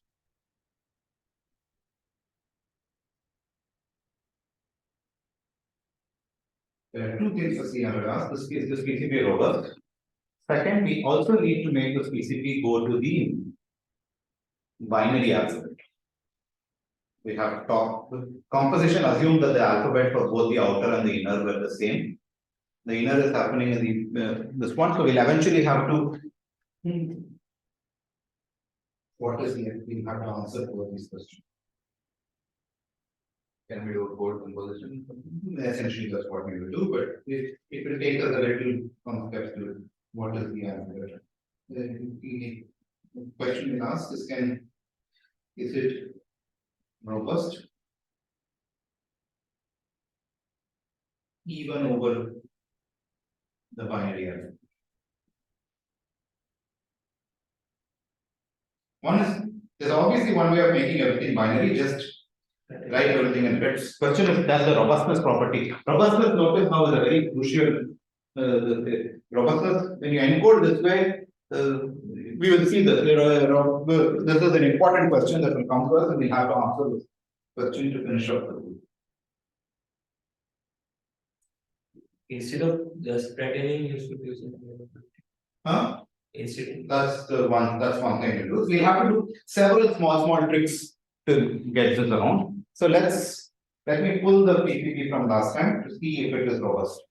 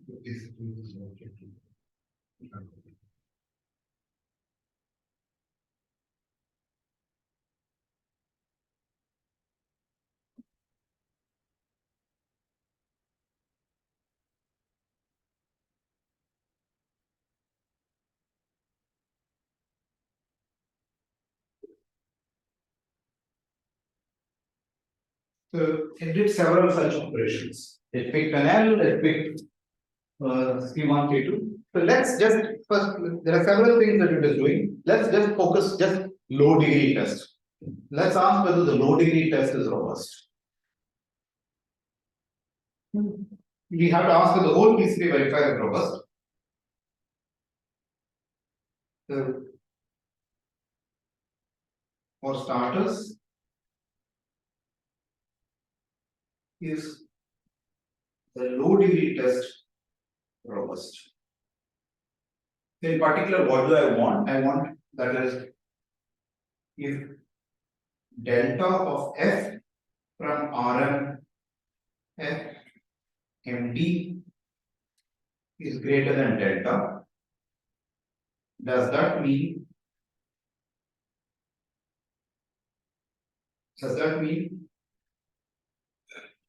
property over let's choose a line that delta f restricted to L or f 1d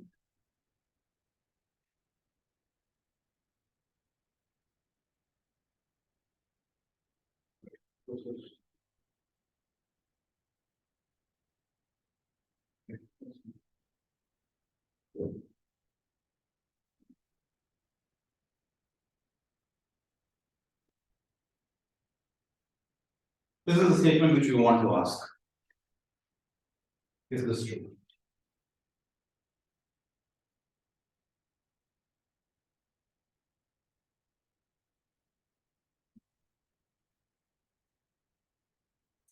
Because I want that's what I mean robustness of.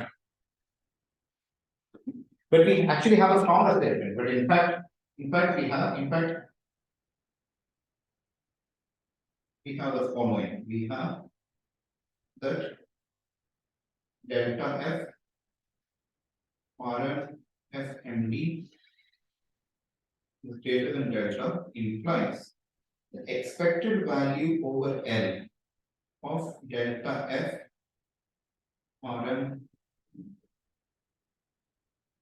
f 1d is greater than delta minus epsilon. This is what we had shown.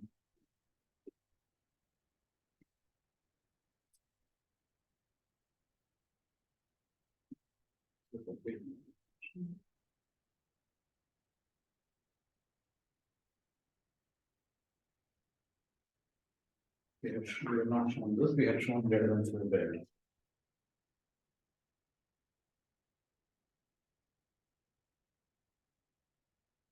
Just allow Hmm? it should allow me. If the distance from F to removal Yeah, is so that was what we have shown that this is greater than, so let me write it this way, this is greater than delta, this is greater than delta by 4, provided delta was smaller than some delta naught, which was a function of d by.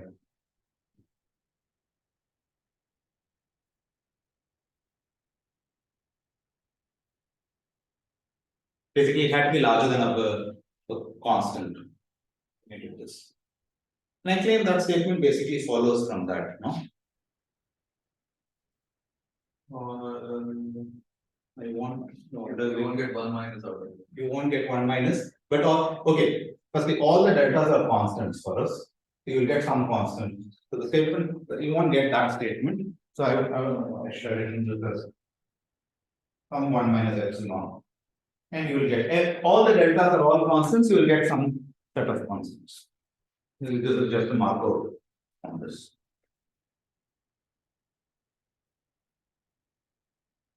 Basically get half or half. Based on the parameter they have written. Yeah. Section by definition that not so that delta by 100. That's not you get this. Which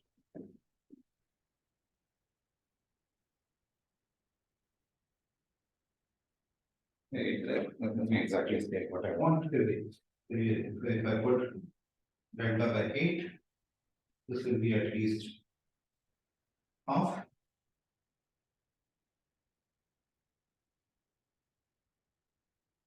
About that, no?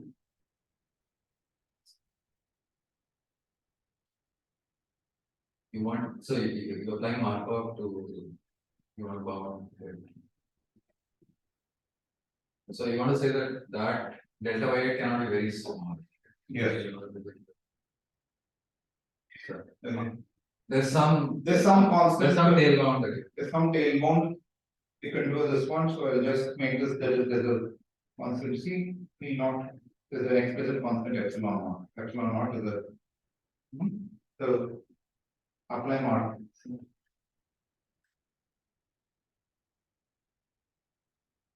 So does Markov also bound the lower tail?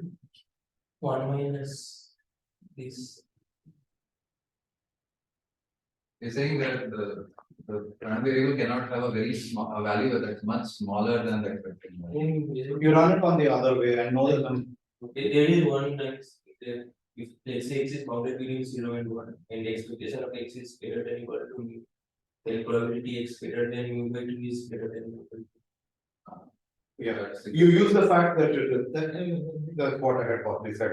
So you use the fact that these are the numbers between 0 and 1. This is certainly not true if the numbers can take very high values.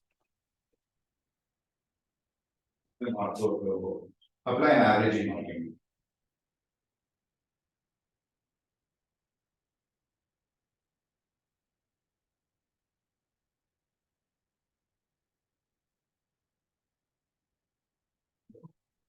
Yes.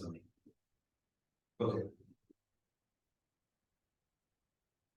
So that tells you that a low degree test is in fact robust. But we are not running one low degree test. We are running m sort of, and strictly speaking, we are running 3m plus 1 low degree tests over here. There's no way in hell this can be robust, a constant parameter robustness, because I could just mess up one particular of these 3m plus 1 objects. That's the only object which is fails. All the rest could be low degree. And you cannot get robustness better than 1 over m in this. Whereas outer guarantee is only for a constant I'm able to get this. So what do we You're saying we can't run anything in bounded m is large. If m is large, I can't do. No, but that's the only thing I can do, because I can just mess up one. Everything can be low degree, everything can be perfect. There can be just one of the QIs which is erroneous. The error could happen only in one place. That could be, and there's only 1 over m chance. That's only 1 over m part of the thing you're reading. There's no way this thing you can get robustness better than. So the initial choice of m as log n over log n is now not. It's going to hurt us. It's going to hurt us. I'll just use the restroom and be back. So this is the issue which we need to. How would you? Okay, so m being a super constant is the issue over here. M could have been constant. Also in the previous thing. What do you pay if m is a The constant? constant has to be small compared to these robustness The constant. query complexity is now sub-polynomial. The query complexity will only become sublinear. It will become like n to the epsilon, not polylog n. The fact that m was the larger m is, the query is going to become, query is basically n to the power 1m. That's basically the query. It's this draw. That was this one, which will say that each time when you do composition, the query complexity only decreases by. They have log n iterative. That's one thing we could do. But notice each iteration also the robustness is for dropping by a constant factor. So the question is, over so many iterations, eventually robustness is dropping. Humongous, the robustness is dropped. So thing we'll observe is actually there's something much. So all these lines, let's look at the first sequence of queries. C, Q1, Q2, Qn. You're all querying them on the same line.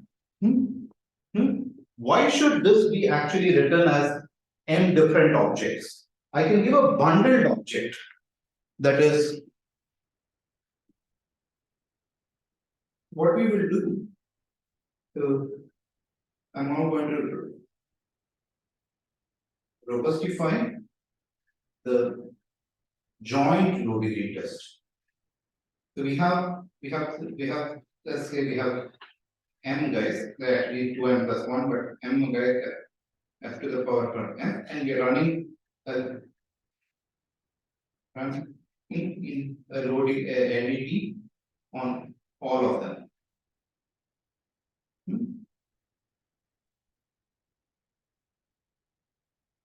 So bundle the L's, bundle the Q's into one table.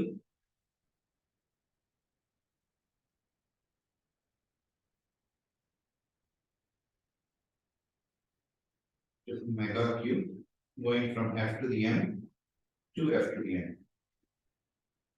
So you give all of them and you read. So basically you're reading, these are all put together. The line is when you read a particular value, you are not only getting the value at one polynomial, in the other polynomial, you're getting all the m polynomials together.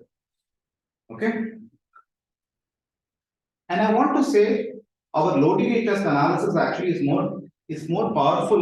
So what was the low degree test statement? The low degree statement was something like this. Let's look at the low degree test.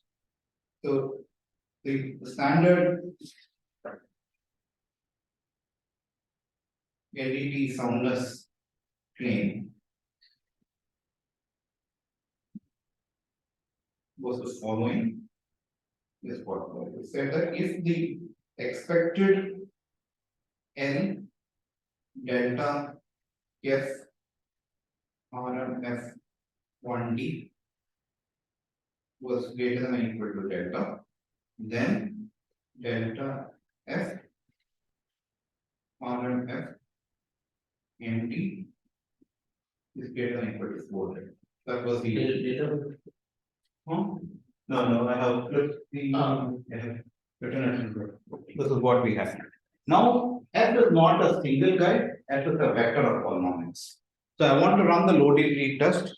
So this is the usual soundness claim.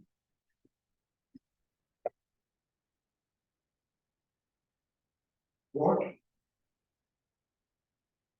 if F is a vector of polynomials? Vector of, So we can take an element, a formal variable, and combine them together into a single polynomial over the. you could have done that. Again, you don't have to do any of that. You could have done that. You could have done that and work over larger field and stuff. What is a vector of polynomial? Vector of R functions. How do you combine them? Take sum over qi z to the I. Z is a new polynomial and work in the range after that. So what I'm asking is delta. That is having. No, z is a part of the field. It's not a part of the. Z degree of z doesn't matter. I think of this as a polynomial with coefficients from a trinomial. So its degree is the same as the degree of the other. The point is you are separating them out so that they don't mix. This is exactly the same thing I'm doing there. I want to say I don't need the sophisticated algebra also to do that. What I want to say is just this. So F now, F is already in F. Let's call FR. FR is R guys, R functions together, put together, and I'm looking at delta FR from RMF 1D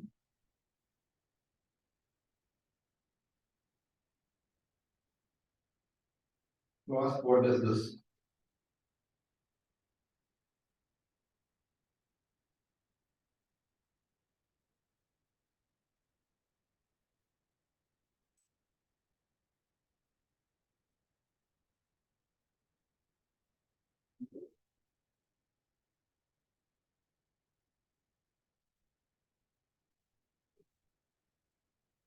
I have to claim, if you actually stare at this will take a little bit of this one. You need to stare at the proof of low degree test.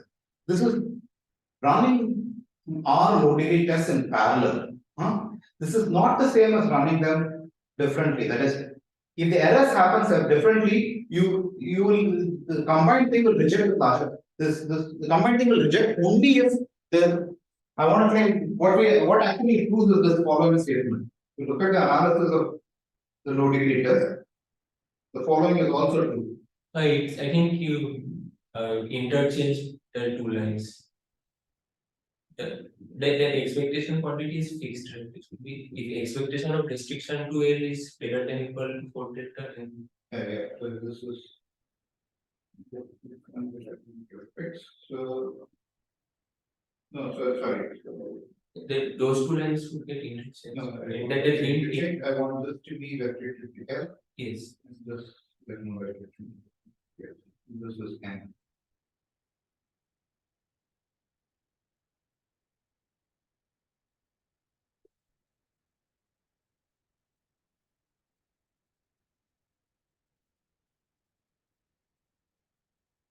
I want to claim this almost, this in the proof, if you stare at the proof, this is what the proof gives you. You run it for two in parallel, it is going to give you, it's not like a union bound over here.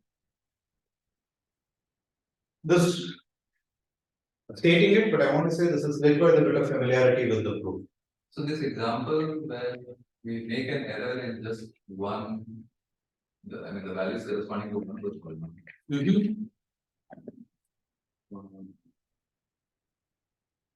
Why, how does? No, firstly, that's not a one-nth fraction of it. That error will be fed. It's not a one-nth fraction of it any longer. I've paid at the alphabet size. I have paid for it by in terms of alphabet size.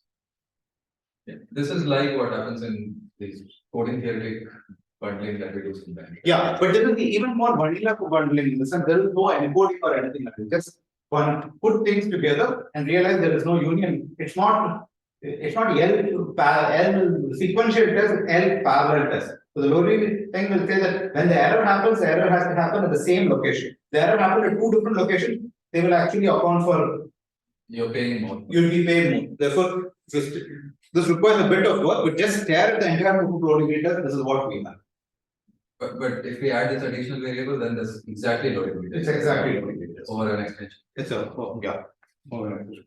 It's exactly loading data. You could do this additional variable. I want to. In the proof will be the same. The same. Proof will be the same. Then I will invoke the previous standard. Okay. This one requires looking into the proof and realizing that every step is supposed. The proof didn't use it, just used the fact that you have an underlying field. Nothing about the field that was really used. Nothing about the skin. Freedom so then nothing of this. Assume that the characteristic is large. No, only thing is you need to go over all lines in the field. The choice of lines. In polishing Scaleman, you could just do it. Any axis parallel set of lines would work. Freedom Susan, the way at least I stated it, you have to go over all lines in the field. So now we don't in principle are not going. Show that we need to show for this set, these lines are already good enough when you need to do. So it's not doesn't follow some work, or possibly realize that the Freedom Susan guarantee is a stronger guarantee. Works even for these lines in this field and stuff. You need to do that. I don't think both of them is immediate. You'll have to correct it.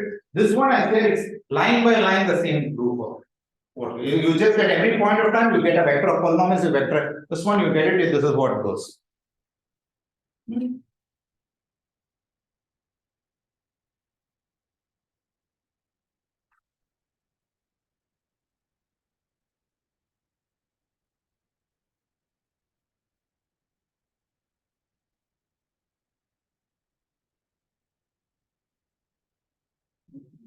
So we have this is a stronger guarantee that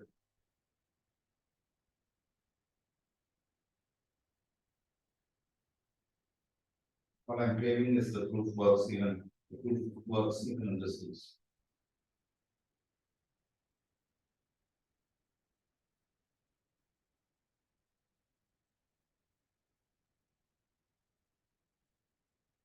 Okay. And essentially, it's I think it's the same thing because here we're working in the larger space, but lines are being picked from a smaller space, and yet I'm showing that these lines it's the same argument. So I don't see benefit of doing either of them. So this is the argument. So now the proof will be two sets of bundled polynomials. For the F2 Fm, we'll have one bundled set of polynomials, and F2m will have another set of bundled set of polynomials. So here the polynomials are represented by their images from the evaluation set, right? So bundling or not bundling, does it? The alphabet, it's the alphabet. So when you read a particular point, are you paying log f?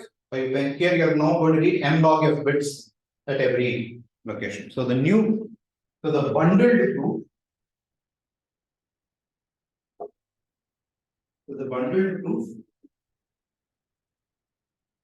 is going to be one proof C f to the m to f to the m plus 1. And there's a, so what was the proof previously? The proof previously we had the C, you had these guys, all of these. So those will all together be bundled together as one large object this way. And then you had the P's. The one you will bundle them also in one large object. So now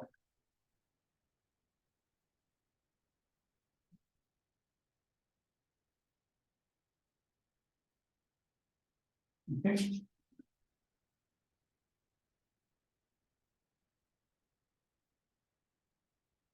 So the verifier is going to be almost similar to what was there before. You pick random line L in Fn.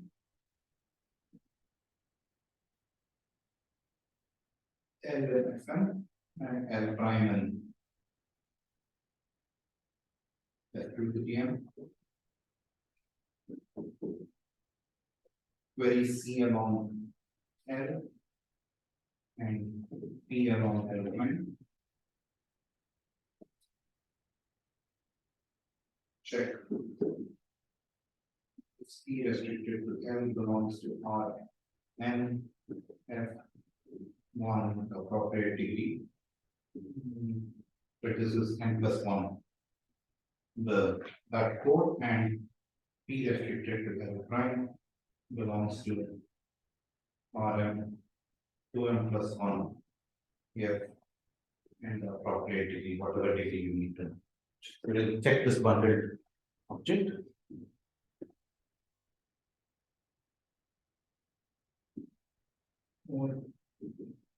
Let's see again.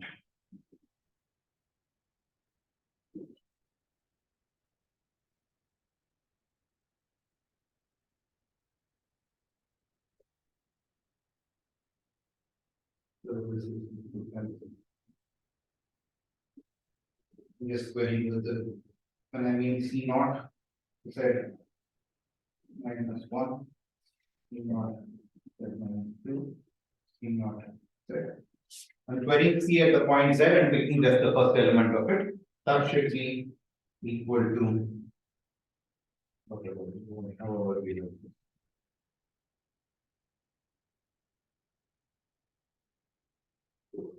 C J of Z, J going from 1 to M, Q 0 column, 0 column and the region. That's object and fibers.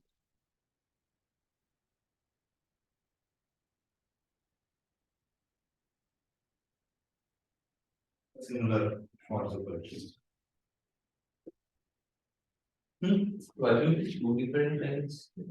Huh? Why do you pick two different lines? They're in two different spaces. No, one is an F to the M, another one F to the 2M. You could have reused some bit of randomness, but these are essentially two different lines. Yeah. All of this will become important when I want to change the constant and care about the constant in front. That's the entire object. I want to claim this is robust. The logical test is proposed. Schwarzschild test is robust because what the if a thing is far, firstly, if a thing is delta far from the, if it's not a, firstly you can assume it's a low degree polynomial. Then it's always in. Then if delta for a random line, you will observe so many responses. That's the reason why actually I'm reading it on all of the line. I want the robustness on the line. And it should be now clear that this object is robust. And And the point is there are three tests it does, so it's possible that only one of them is a failure, so the robustness, but it will be a constant factor robustness always. So this is, you get robustness for. But now you have to insert in the constant is less than 1/5 in each of these steps. Because the robustness constant will add up. The robustness constant, but this robustness is a very high robustness. The robustness over here is actually quite low. The robustness in this will be at most one. No, the robustness of this is going to be at most half. You can make it very, very close to half. Firstly, it could be the robustness could happen because either the C test has the response to or the P, it could be one of those two. Because of that, you can never get robustness better than half. Or possibly slightly, you can't get robustness better than a constant factor, from 1/3 or so, because You you will have to worry about 2 and 3. 4 and 5, if the underlying field is somewhat larger to constant factors, they can drive it as lower. yes. So 2 and 3, and 2 and 3 is also, you can make it as large. This one told you got this, you could change this 0.999, 0.999, and you get all the robustness. That is why I'm not stating about you have to state the concept explicitly. You can get constant factor, you can get as large constant factor robustness you want by just choosing the field large enough. So that gives you the robust PCP. The conclusion is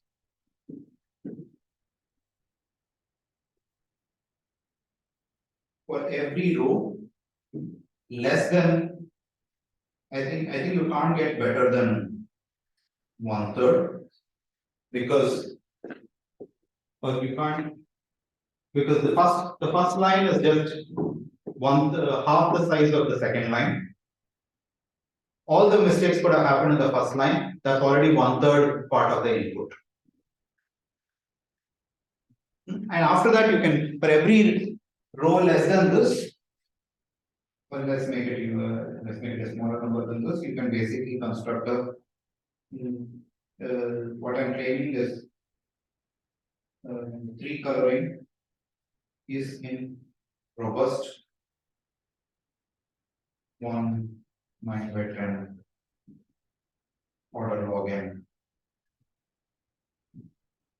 polylog n and okay. What was this? This will be some the row. That's a robustness. This might be a function of both. Here we go with this delta row less than 1.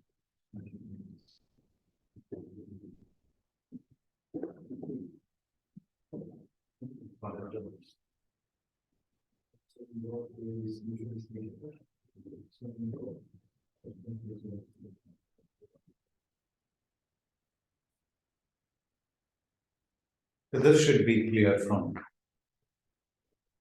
So let's go ahead and try to compose this object with the PCP approximately constructor. So this we have this object.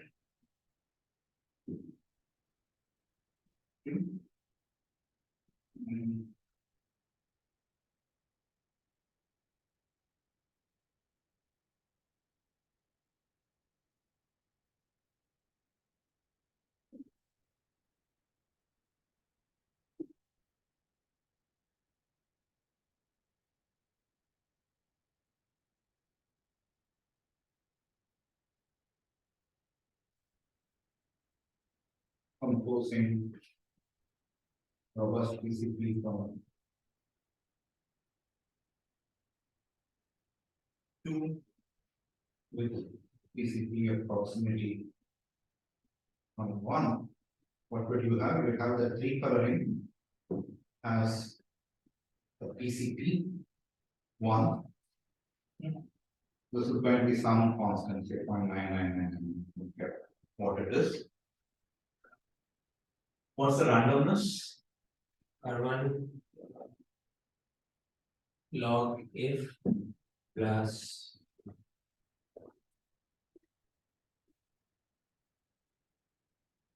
So it's the outer randomness plus the inner randomness, the inner randomness input. The inner randomness input is equal to polylog n. Inner randomness is log square n. So notice this becomes polylog n. Polylog n and constant. This is not robust.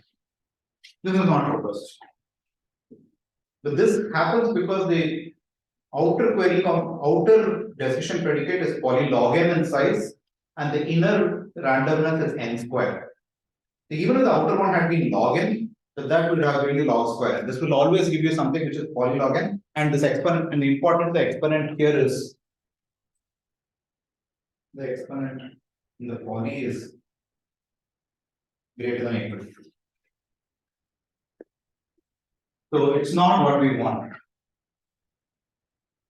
The outer reduction to polylog n is not small enough for the inner web. So we'll have to do the outer reduction twice. From polylog n, get it down to polylog log n, and only then apply the Hadamard base PCP.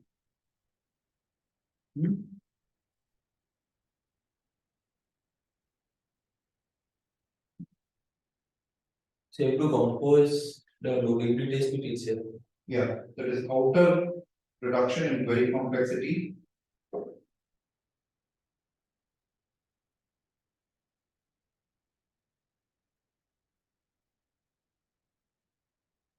Is not small enough.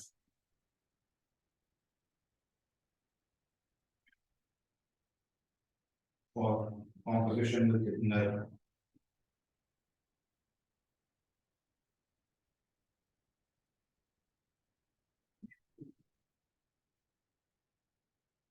So what we have to do is, so it's not sufficient with the logically that we got a robust PCP, we also have to get a robust PCP of proximity out.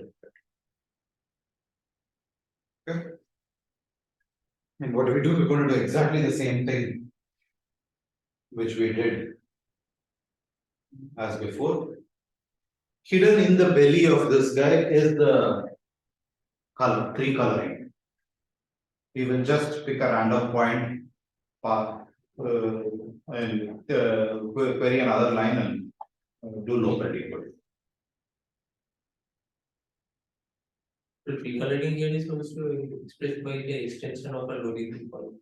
So, strictly speaking, we can't do it for tree coloring. I have to do it for circuit valve because the inner object is always circuit valve. So I think of this as not just for tree coloring. I can think of it for circuit stat. Think of it as doing it for circuit stat. Now when you do these reductions, the exponent will matter. Which exponent will matter? When you're reducing from tree coloring to circuit set, Only poly blow up in n, so all the log factors will All remain n. Yeah. That happens only in the Hadamard based PCP because the randomness is n square that matters. Everywhere else it's fine. So the constant before the logs will be dependent on the language, but otherwise everything is fine. So what we actually need is an additional round of composition.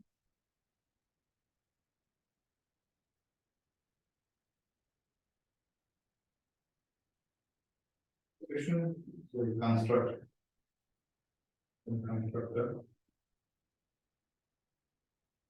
a low degree test based robust PCP. This point we can do it, but you can sort of buy this. Well, how did we do the hidden in the belly of the proof is the satisfying assignment. So what do? We want to pick a random satisfying assignment. We give the just like we did for the Hadamard based thing, we gave W and we just randomly locally decoded W from this one. So here we have the Reed-Muller encoding sitting there. We know that the Reed-Muller encoding will be close enough. You just pick a random point in the input, pass a line through it, and query the Reed-Muller encoding on that line, and then just make a these two agree with each other. So when you are constructing the PCPP, Yeah, the global input is the graph and the local input is the tree coloring, right? that's one way. So you could think of it right now the way we thought of it that way. I should have been actually working with, yeah, I should think of it that way. Okay. So I should have thought of this and defined. I shouldn't have done it for tree coloring. I should have done it for circuit SAT because I need the inner object to be circuit valve, but all of this should work. All of this will work. Yeah, so the graph here I have to read fully. The graph you're allowed to read. One second, still I want to put it as a graph. No, I can't make it. It has to be for the inner object has to be for circuit valve. It can't be for anything else. Because Because the started you can then convert to a tree coloring. no, but the outer PCP of composition needs the inner thing to be for a circuit valve. 1 second. It can reduce it to tree coloring. It cannot reduce it because the inputs for it are in the raw format. So I should have given the raw format. I can't have expect this one. So what I should have done is the So, whole. but in the outer PCP, the proof can be the tree coloring of the corresponding circuit instead of satisfying. The outer thing is a weird object, it's some predicate, it's some circuit, and I want to check if it's satisfied. So it's best written in terms of circuit value only. Some circuit and you're checking if this is a satisfying assignment to that circuit. Yeah, I think when I did the low degree test, I took ease of constructing, I wrote it for tree coloring. I should have actually done this for tree coloring, I should have done it for I should have done this thing for circuit SAT, not for tree coloring. Is the issue clear here? So what do you want to do? You want to, So you want to, so far we have this low degree based PCP is robust. yeah, so we have got a robust PCP for tree color. We have got a PCP of proximity for circuit valve. So we need one more object in between. The other object in between has to be a robust PCP of proximity for what? For circuit valve. It has to be for circuit valve. The way I have set it up, it will be as the robust PCP of proximity for graph coloring value, in which I give the graph and a tree coloring and I'm checking if the tree coloring is close to. It will be for that object. So if in the transformation from So I can't do anything. So it should have been for circuit SAT. I should have done the low degree test based PCP for circuit SAT, not for tree coloring. what so if the reduction from circuit set to tree coloring, Yeah. if the transformation of the certificate is also local, then it will be. If the transformation of the certificate is local, yeah, so then I'll have to go into that. Yeah, I could do that and do it. So this middle object where you want robustness and proximity. Yeah. This is the object that we just constructed. Are you going to use this or are you going to construct something else? This is the object I just construct. I'm going to whatever we have added, I'm going to add a proximity test, which is basically I have already constructed a robust PCP for tree coloring. I want to say I can also construct a robust PCP of proximity for tree coloring value. Okay. And then you're going to Put that as a middle object. Unfortunately, that's not the language for which I need. I need it for circuit valve, not for tree coloring this one.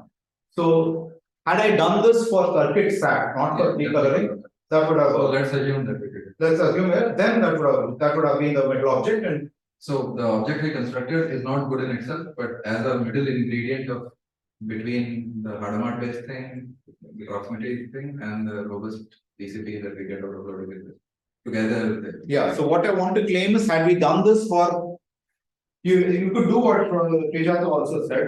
I didn't foresee this when I did this started off the construction last time. We'll construct a loading test with low PCP that is added. Basically, I'm not going to write the details of this. The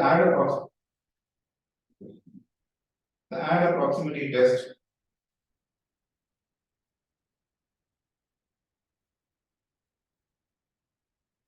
to the LDT based robust PCP. And basically using the local decodability of the read molar code here. There we use the local decodability of the Hadamard code.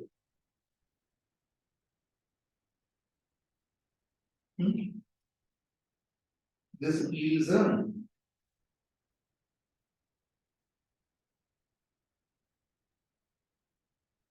robust PCPP for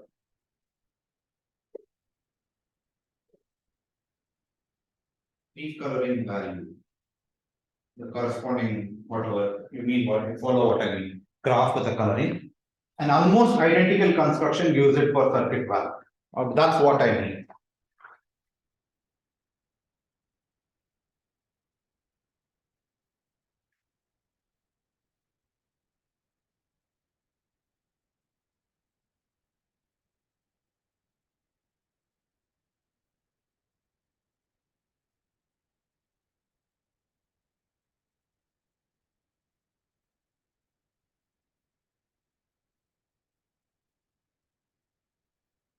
Circuit valve. Basically, that is, we have this figure, that is, we have the following figure. Circuit valve is in robust PCPP 199,500 order log n, body log n.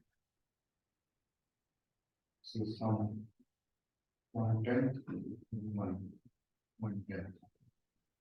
What did I ask you about this? One is equal to proximity. This was equal to 1/5. This is the proximity parameter. That's the robustness.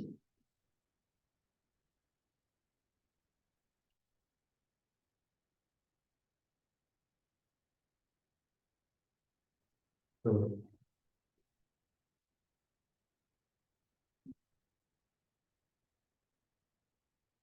The sound is for both proximity and robustness you are saying. no, or this proximity is I'm weakening the input. Soundness is always only for the robustness, only for its robustness. And it should be, now we'll take the robust PCP from 2 plus the robust PCPP from 3 plus the PCPP from 1 should give you a PCP for 3 coloring. And what is it? Basically, what will the parameters be? It's PCP. So basically, we give you 3 coloring. This in PCP 1, 0.999. I don't care what this is. So this is going to be log n plus order log of log n, polylog. That's so the randomness. So how will the randomness be? It will be order log n from the outermost guy plus order log of polylog n. That's the first level of randomness. Plus, actually, let's write this with the following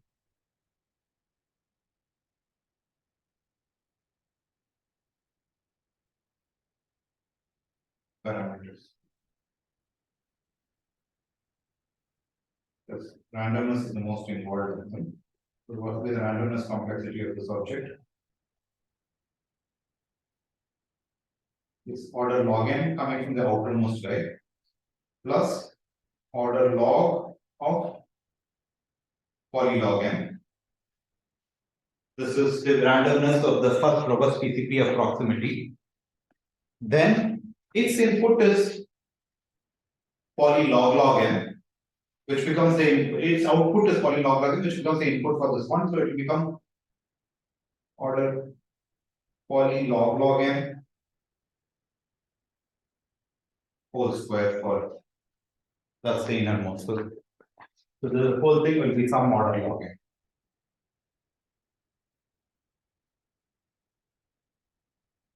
That's the complete randomness complexity.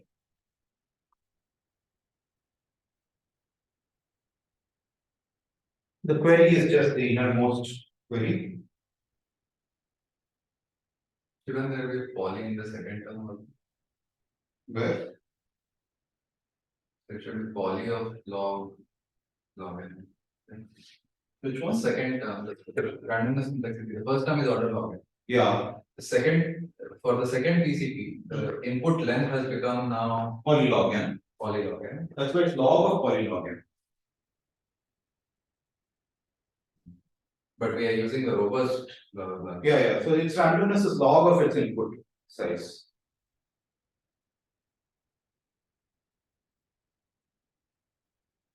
The robust PCP had randomness log n. Yeah. Why is it? Sorry, okay. No, there was an intermediate PCP which we constructed which had randomness log square n.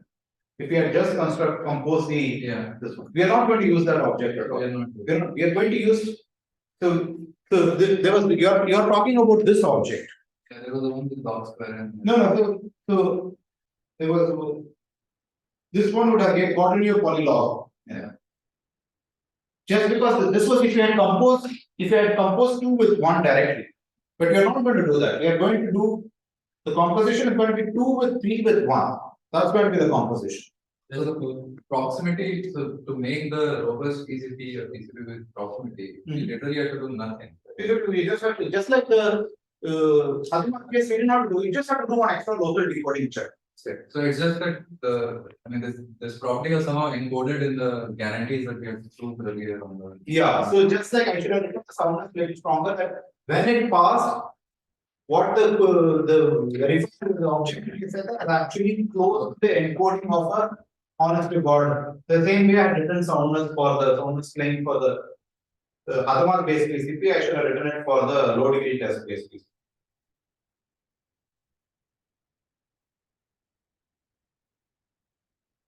And so that's why this is log n times polylog n. Is that okay? Yeah. Yeah. The rest of all everything is just query is this. Those are the only parameters we care for. Query complexity is a constant. Query is a complex, query complexity is the innermost guy, which is a constant.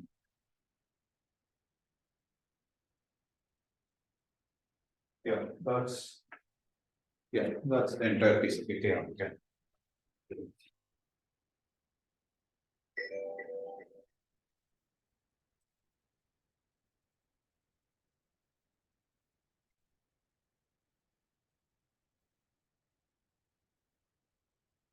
Complete questions.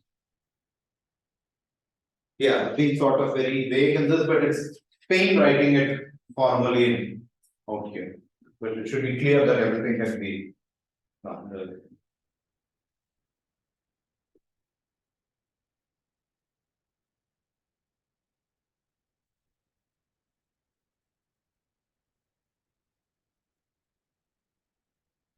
So throughout this construction at every stage, at least intuitively, to me it felt like we are sort of putting objects together which are somehow related to each other. We did this and one thing which we didn't, okay, finish it, since we haven't done this.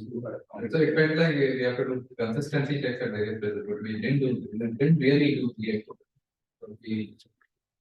we didn't really do any explicit consistency check anywhere. The local decoding is doing that.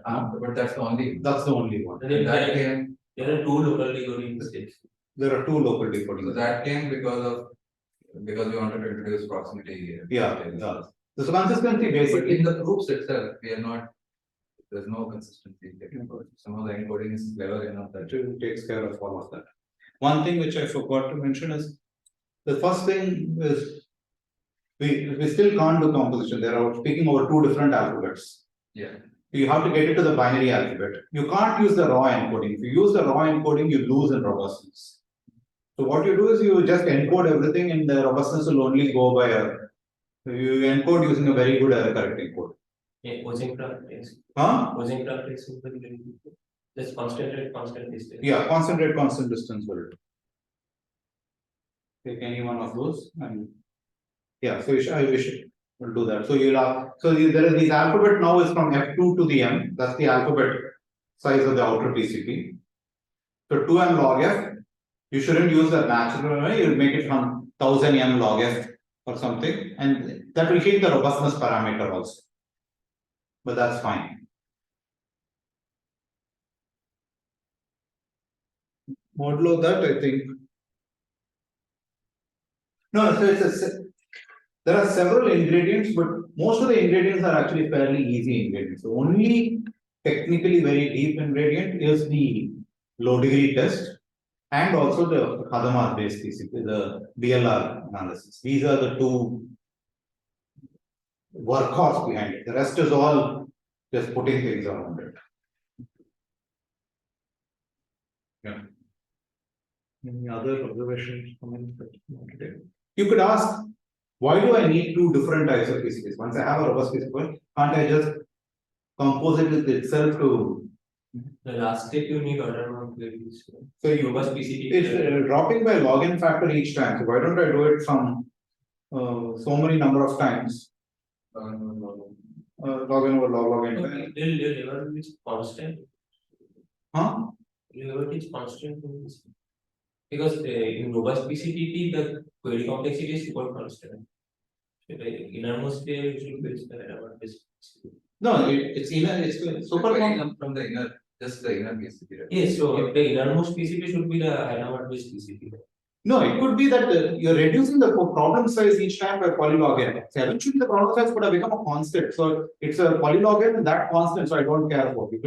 It could be I reduced. don't know what's happening to the error. So the point is we don't the error adds up like anything. So this you cannot do this process. The error you lose this kind of thing. But that's because we're doing in the PCP of proximity. The error is not good enough for these. The error for these should not be close to. Right now it's 1 versus 1.99. If it's 1 versus 0.1 or something, 1 versus something, you could have expected 1 versus 1 over log n. Then you could have expected to do this.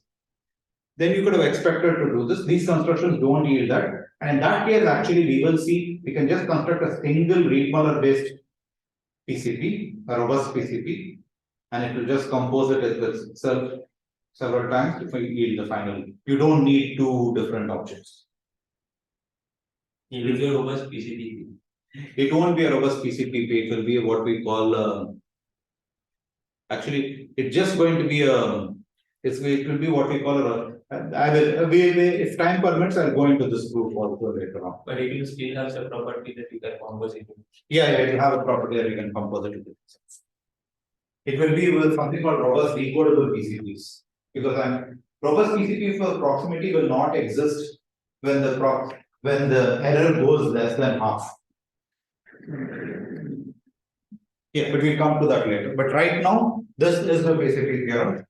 And any questions? Otherwise, we will, so the rest of the course is going to go in two different directions. The first few lectures after this, what we will do is, we will take the PCP theorem and see what consequences for hardness of approximation we can get. So that is specifically, can we do 3-lin or 3-sat, what's the best approach? So that's possibly the first few lectures. After this, that's what we'll do. The next is we'll go back to the proofs of the PCP theorem and actually ask, can we now strengthen the PCP theorem?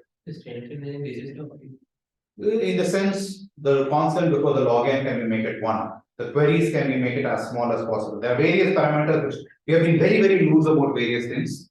We just got the PCP theorem as stated. We can ask what's the best form of PCP theorem, and we'll then go to the next 3 lectures or so. Will be going into applications of this PCP theorem. Then we'll return to this PCP theorem and try to see various improvements. That's where we'll talk about this epsilon being not close to 1 but close to 0, and so forth. So next, what's going to be this one for the next few lectures? Next lecture, we will try to prove parallel repetition theorem. That will be important because we need that for the following lecture to application to max 3-lin and max 3-sat. Then we'll do max 3-sat.